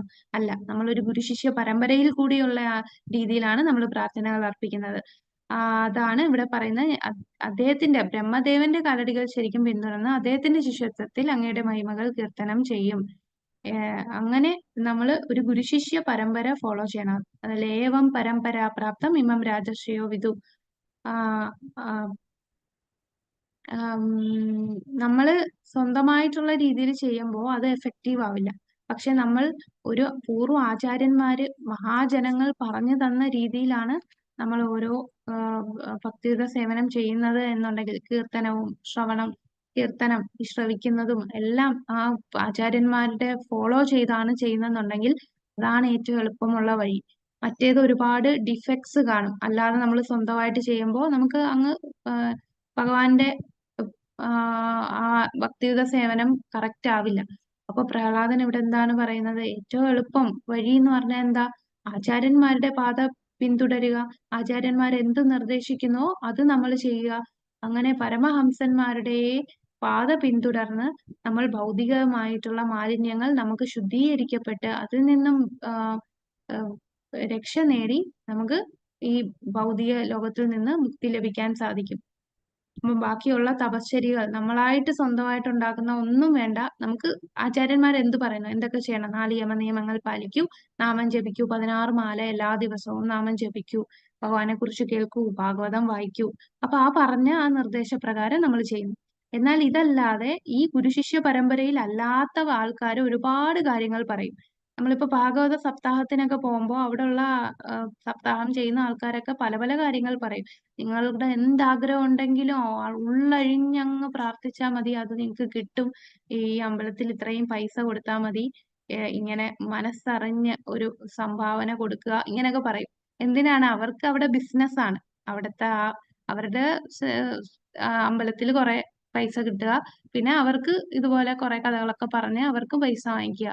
അങ്ങനെയുള്ളവരിൽ നിന്നല്ല നമ്മള് ഭാഗവതമൊക്കെ കേൾക്കേണ്ടത്. ഗുരുശിഷ്യ പരമ്പരയിൽ കൂടി തന്നെ നമ്മള് ഭഗവാനെ കുറിച്ച് കേൾക്കണം. അപ്പൊ അതാണ് ഏറ്റവും എളുപ്പ വഴി എന്ന് പ്രഹ്ലാദൻ ഇവിടെ പറയും. 19. ഓം നമോ ഭഗവതേ വാസുദേവായ.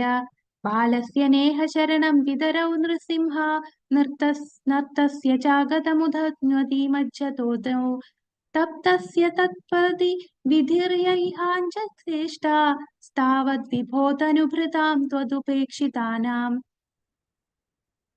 സാവിത്രി മാതാജി. ഹരേ കൃഷ്ണ. ഹരേ കൃഷ്ണ മാതാജി.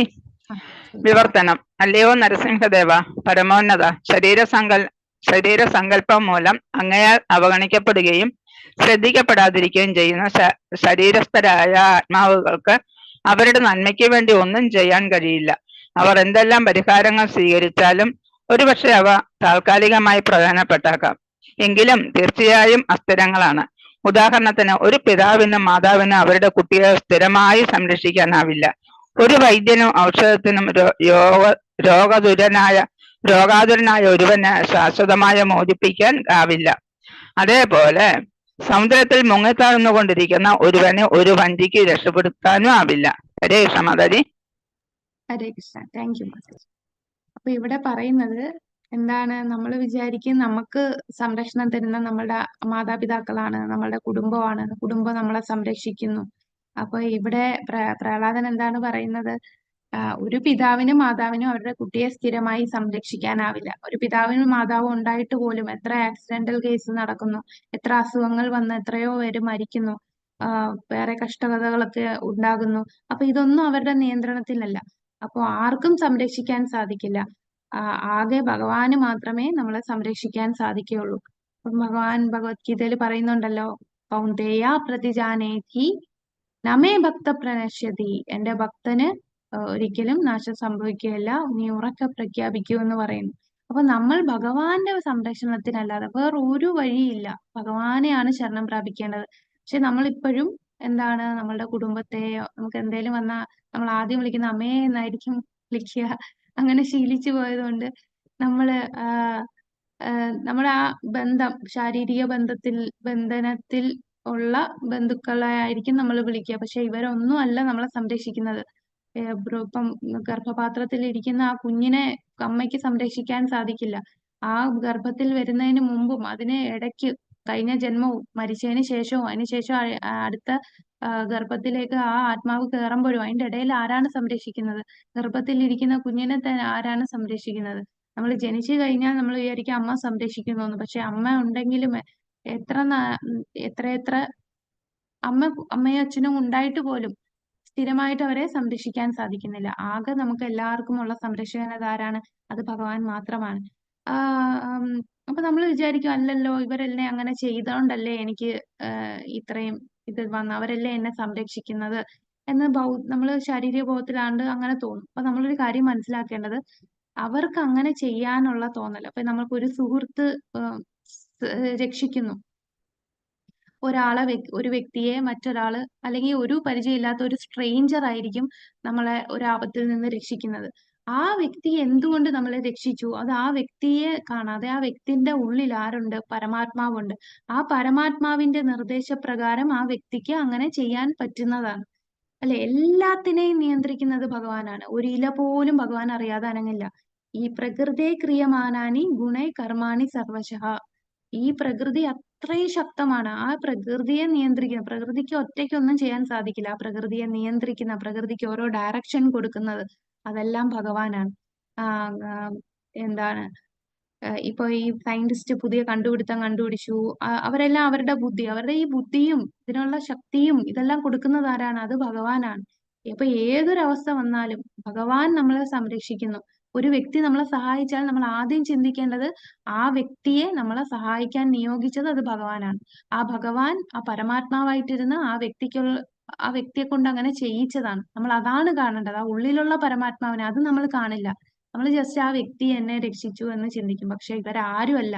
നമുക്ക് ഒരേ ഒരു സംരക്ഷണമേ ഉള്ളൂ, അത് ഭഗവാൻ മാത്രമാണ്. ഭഗവാന്റെ കാരുണ്യം കൊണ്ടാണ് നമുക്ക് ഇപ്പോ നമ്മൾ സുഖമായിട്ട് ഇരിക്കുന്നത്. നമുക്കിപ്പോ വേറെ ആപത്തൊന്നും ഇല്ലാതിരിക്കുന്നത് ഭഗവാന്റെ കാരുണ്യമാണ്. ഭഗവാന്റെ കാരുണ്യം ഇല്ലെങ്കിൽ ഒരിക്കലും നമുക്ക് സന്തോഷമായിട്ടിരിക്കാൻ സാധിക്കില്ല. അപ്പോ നമ്മൾ ഈ പരമമായിട്ടുള്ള ആ പിതാവിനെ എപ്പോഴും എന്താണ് സന്തോഷിപ്പിക്കാതെ നമ്മൾ സ്വന്തം എന്റെ സന്തോഷം നോക്കി നിന്നാൽ നമ്മൾ ഇങ്ങനെ വലിയ ഉയർന്നയും താഴോട്ടുമുള്ള ലോകങ്ങളിലേക്ക് മുകളിലും താഴെയും ഇങ്ങനെ പൊയ്ക്കൊണ്ടേയിരിക്കും. എന്നാൽ സുപ്രീം ഫാദർ, പരമദിവ്യോത്തമ പുരുഷനായിട്ടുള്ള പരമപിതാവിനെ നമ്മൾ ശരണം പ്രാപിച്ച് അദ്ദേഹത്തെ പ്രീതിപ്പെടുത്തിയാൽ നമുക്ക് എന്നും ഉള്ള ആനന്ദം ലഭിക്കും. അപ്പൊ നമ്മൾ ഒരു കാര്യം മനസ്സിലാക്കേണ്ടത്, നമുക്ക് സന്തോഷമായിട്ട് ഇരിക്കണമെങ്കിൽ നമ്മളുടെ സുഖം അല്ല നോക്കേണ്ടത്, നമ്മളുടെ സന്തോഷം അല്ല നോക്കേണ്ടത്. അതിനുള്ള ഏറ്റവും എളുപ്പ വഴി ഭഗവാനെ സന്തോഷിപ്പിച്ചാൽ മതി. ഓട്ടോമാറ്റിക് ആയിട്ട് നമ്മൾ സന്തോഷപ്പെടും. ഭഗവാന് സന്തോഷിക്കുന്ന കാര്യങ്ങൾ എന്തൊക്കെയാണോ അത് നമ്മൾ ചെയ്യുക. ഭഗവാൻ, അതായത് ആചാര്യന്മാർ നമുക്ക് പറഞ്ഞു തന്നിട്ടുണ്ട് ഇങ്ങനെ ഇന്ന കാര്യങ്ങളാണ് ചെയ്യേണ്ടത്. അത് ചെയ്യുമ്പോഴാണ് നമുക്ക് ഓട്ടോമാറ്റിക് ആയിട്ട് സന്തോഷം വരുന്നത്. അല്ലാതെ എനിക്ക് സന്തോഷം കിട്ടാനായിട്ട് ഞാൻ ബീച്ചിൽ പോകുന്നു, ഞാൻ മോളിൽ പോകുന്നു, സിനിമയ്ക്ക് പോകുന്നു, അപ്പോഴൊക്കെ കുറച്ചു നേരം സന്തോഷം കിട്ടും. പക്ഷെ അതൊന്നും നമുക്ക് പെർമനന്റ് ആയിട്ട് സന്തോഷം കിട്ടില്ല. എല്ലാം തീർന്നു പോകുന്ന സന്തോഷങ്ങളാണ്. എന്നെന്നുമായിട്ട് നിൽക്കുന്ന സന്തോഷം കിട്ടണമെങ്കിൽ ഭഗവാനെ സേവ ചെയ്യുക, ഭക്തിയുത സേവനം ചെയ്യുക, പരമമായ ആനന്ദം നമ്മൾ ആസ്വദിക്കും. ലാസ്റ്റ് ശ്ലോകം, ഇന്നത്തെ അവസാനത്തെ ശ്ലോകം നോക്കാം. ഓം നമോ ഭഗവതേ വാസുദേവായ. യസ്മിൻ യതോ യർഹിയേന ച യസ്യ യസ്മാത് യസ്മൈ യഥാ യതുതയസ്ത്വപരപരോ വാ ഭാവഃ കരോതി വികരോതി പൃഥക് സ്വഭാവ സഞ്ജോതിതസ്തഖിലം ഭവതഃ സ്വരൂപം. ശാരദാക്ഷി മാതാജി. ഹരേ കൃഷ്ണ. ഹരേ കൃഷ്ണ മാതാജി. വിവർത്തനം. പ്രിയപ്പെട്ട ഭഗവാനെ, ഈ ഭൗതിക ലോകത്തിലെ എല്ലാവരും ഭൗതിക പ്രകൃതിയിലെ ത്രിഗുണങ്ങളായ സപ്തരജസമോ ഗുണങ്ങളുടെ സ്വാധീനത്തിന് കീഴിലാണ്. എല്ലാവരും ഏറ്റവും ശ്രേഷ്ഠമായ ബ്രഹ്മാവ് മുതൽ താഴെയുള്ള ചെറിയ ഉറുമ്പ് വരെ ഈ ഗുണങ്ങളുടെ സ്വാധീനത്തിൽ പ്രവർത്തിക്കുന്നു. അതിനാൽ ഭൗതിക ലോകത്തിലെ എല്ലാവരും അങ്ങയുടെ ശക്തിയാൽ പ്രേരിതമാകുന്നു. അവർ പ്രവർത്തിക്കുന്നതിനുള്ള കാരണം, പ്രവർത്തിക്കുന്ന സ്ഥലം, പ്രവർത്തിക്കുന്ന കാലം, പ്രവർത്തിക്കുന്ന ഏതിലാണോ അതിനുള്ള കാരണം, പരിഗണിച്ചിട്ടുള്ള അന്തിമ ജീവിത ലക്ഷ്യം, ഈ ലക്ഷ്യം നേടുന്നതിനുള്ള പ്രക്രിയ എല്ലാം അങ്ങയുടെ ശക്തിയുടെ ആവിഷ്കാരമല്ലാതെ മറ്റൊന്നുമല്ല. തീർച്ചയായും ശക്തനും ശക്തിയും അഭിന്നമാകിയാൽ ഇവയെല്ലാം അങ്ങയുടെ ആവിഷ്കാരങ്ങളല്ലാതെ മറ്റൊന്നുമല്ല. ഹരേ കൃഷ്ണ മാതാജി. Thank you Mataji. ഹരേ കൃഷ്ണ. അപ്പൊ അതാണ് നമ്മളിപ്പോ പറഞ്ഞ അതേ കാര്യങ്ങളാണ് ഇവിടെ പറയുന്നത്. അപ്പൊ ഒരുവൻ വിചാരിക്കും എന്നെ സംരക്ഷിക്കുന്ന എന്റെ മാതാപിതാക്കളാണ്, അല്ലെങ്കിൽ ഈ സമൂഹം, ഈ ഗവൺമെന്റ് ആണ് എന്നെ സംരക്ഷിക്കുന്നത്, അല്ലെ എന്താ അവരാണ് ഇവരാണെന്നൊക്കെ ചിന്തിക്കും. പക്ഷെ ഇതെല്ലാം ഭഗവാന്റെ ശക്തി കൊണ്ടാണ് നിൽക്കുന്നത്. എല്ലാം ഈ 3 ലോകങ്ങളും, ഉപരിലോകങ്ങളെല്ലാം, താഴ്ന്ന ലോകങ്ങളും നടുക്കുള്ള ലോകങ്ങളും എല്ലാം ഭഗവാന്റെ നിയന്ത്രണത്തിലാണ്. കർമ്മണ ദൈവനേത്രേന ജന്തുർ ദേഹോപപത്തേ. അപ്പോ എല്ലാം ദൈവനേത്രേന, ഭഗവാന്റെ ദൃഷ്ടിയോടുകൂടിയാണ്, ഭഗവാന്റെ സൂപ്പർവിഷനിലാണ് എല്ലാ കാര്യങ്ങളും നടക്കുന്നത്. അപ്പൊ പരമാത്മാവായിട്ടിരുന്ന് ആ വ്യക്തിക്ക് ഓരോ പ്രവർത്തികൾ ചെയ്യാനുള്ള ഇൻസ്പിറേഷൻ കൊടുക്കുന്നത് ആ പരമാത്മാവാണ്. നമുക്ക് ഓരോ മെന്റാലിറ്റി, ഓരോ വ്യക്തികൾ പ്രവർത്തിക്കുന്ന എന്താണ്, ഈ സത്വ രജോ തമോ ഗുണങ്ങളിൽ ബന്ധിക്കപ്പെട്ടാണ് എല്ലാവരും. ബ്രഹ്മാവ് മുതൽ ഉറുമ്പ് വരെയുള്ളവർ ഈ 3 ഗുണങ്ങളിൽ ബന്ധിക്കപ്പെട്ടിരിക്കുകയാണ്. അപ്പൊ അവർ ഓരോ പ്രവൃത്തി ഈ ഗുണങ്ങൾ അനുസരിച്ച് പ്രവർത്തിക്കണമെങ്കിൽ അവിടെ ഭഗവാന്റെ കൺട്രോൾ വേണം. അല്ലെ, ഈ ഗുണങ്ങൾ എന്ന് പറഞ്ഞാൽ ഈ പ്രകൃതി വർക്ക് ചെയ്യണമെങ്കിൽ എന്താ, പ്രകൃതിക്ക് ഒറ്റയ്ക്കൊന്നും ചെയ്യാൻ സാധിക്കില്ല. ഭഗവാന്റെ കൺട്രോളിലാണ് എല്ലാം നടക്കുന്നത്. അപ്പോ എന്താണ്, ഭഗവാന്റെ കാരുണ്യത്തിന് നമ്മള് പ്രാർത്ഥിക്കുക. ഭഗവാന്റെ കാരുണ്യമാണ് നമ്മൾ മനസ്സിലാക്കുക. ഈ കാണുന്ന എല്ലാം ഭഗവാന്റെ കാരുണ്യമാണ്. അത് ഭക്തി ചെയ്താലേ നമുക്കത് വെളിപ്പെടുത്തുള്ളൂ. എല്ലാ ദിവസവും നമ്മൾ സൂര്യനെ കാണുന്നു, ചന്ദ്രനെ കാണുന്നു, എല്ലാ ദിവസവും ഓരോ ചെടികളും ഒക്കെ വളർന്നു വരുന്നു. പക്ഷെ നമ്മൾ അതിനെ ഒന്ന് സൂക്ഷ്മമായിട്ട് നിരീക്ഷിച്ചാൽ മനസ്സിലാകും, വെറും ഒരു മണ്ണ്, ഒരു തരി വിത്ത്, സൂര്യപ്രകാശം, ഇതൊക്കെ എവിടുന്നാണ് നമ്മൾ ഉണ്ടാക്കുക? മനുഷ്യനിർമ്മിതമാണോ? വിത്ത് മനുഷ്യനിർമ്മിതമാണോ? മണ്ണ് മനുഷ്യനിർമ്മിതമാണോ? ഈ സൂര്യൻ നമ്മൾ ഉണ്ടാക്കിയതാണോ? ഈ സൂര്യപ്രകാശം, മഴ, ഇതെല്ലാം വീണ് ഒരു ചെറിയ വിത്തിൽ നിന്ന് ഒരു മരം ഉണ്ടാകുന്നു. എല്ലായിടത്തും പല പല ജീവനുകൾ ഉണ്ടാകുന്നു, വെളിച്ചം തരുന്നു. അപ്പൊ ഓരോ കാര്യങ്ങൾ സൂക്ഷ്മമായിട്ട് നോക്കുമ്പോൾ ഭഗവാന്റെ കാരുണ്യം എല്ലായിടത്തും നമുക്ക് കാണാൻ സാധിക്കും. അപ്പോ എന്താണ് ഭഗവാൻ പറയുന്നത്? അപ്പൊ ധർമാൻ പരിത്യജ്, എല്ലാം ഉപേക്ഷിച്ച് എന്നെ ശരണം പ്രാപിക്കൂ, അപ്പൊ നിനക്ക് സന്തോഷമായിട്ട് കഴിയാൻ സാധിക്കും. നാരദ പഞ്ചരാത്രത്തിൽ പറയുന്നു, സർവോപാധി വിനിർമുക്തം തത്പരത്വേന നിർമ്മലം ഋഷികേന ഋഷികേശ സേവനം ഭക്തിരുച്യതേ. നമ്മളുടെ ഭൗതികമായിട്ടുള്ള എല്ലാ പൊസിഷനും ഉപേക്ഷിക്കുക, ഭഗവാനോട് നേരിട്ട് ഭക്തിയുത സേവനം ചെയ്യുക. നമ്മളുടെ ആത്മീയ ജീവിതം അവിടെ മുളച്ചു വരും. എന്താണ് നമ്മളുടെ ആത്മീയ ജീവിതം മുളച്ചു വരിക എന്ന് പറഞ്ഞാൽ നമ്മളെ സ്വരൂപം എന്താണ്? ജീവേരെ സ്വരൂപാഹോയ് കൃഷ്ണരെ നിത്യദാസ്. കൃഷ്ണന്റെ നിത്യദാസനാണ് നമ്മൾ. ആത്മീയ ലോകത്ത് നമ്മൾ ഏത് സ്ഥാനത്താണ്, നമ്മളുടെ സ്വരൂപം എന്താണ് എന്നുള്ളത് നമ്മളുടെ എല്ലാ ഇന്ദ്രിയങ്ങളും കൊണ്ട് ആ ഭഗവാനിൽ ഭക്തിയുത സേവനം ചെയ്യൂ, ഭഗവാനെ പ്രീതിപ്പെടുത്തൂ. ഭഗവാനും നമ്മളുമായിട്ടുള്ള ബന്ധം മനസ്സിലാക്കി നമുക്ക് തിരിച്ച് ഈ ഭൗതിക ലോകത്തിൽ നിന്ന് മുക്തി നേടി ഭഗവത് ധാമത്തിൽ പോയി തിരിച്ച് നമ്മൾ നേരത്തെ ചെയ്തുകൊണ്ടിരുന്ന ആ സേവനത്തിൽ മുഴുകിയിരിക്കാൻ സാധിക്കും. ഇപ്പൊ നമ്മൾ അതെല്ലാം മറന്ന് നമുക്കെല്ലാം അമ്നീഷ്യ ബാധിച്ച് ഇവിടെ കിടക്കുകയാണ്. ഈ ശരീരബന്ധം നമുക്ക് കിട്ടിയ ഒരു ജയിലിൽ കിടക്കുന്ന നമ്മളെ യൂണിഫോം ആണ് ഈ ശരീരം.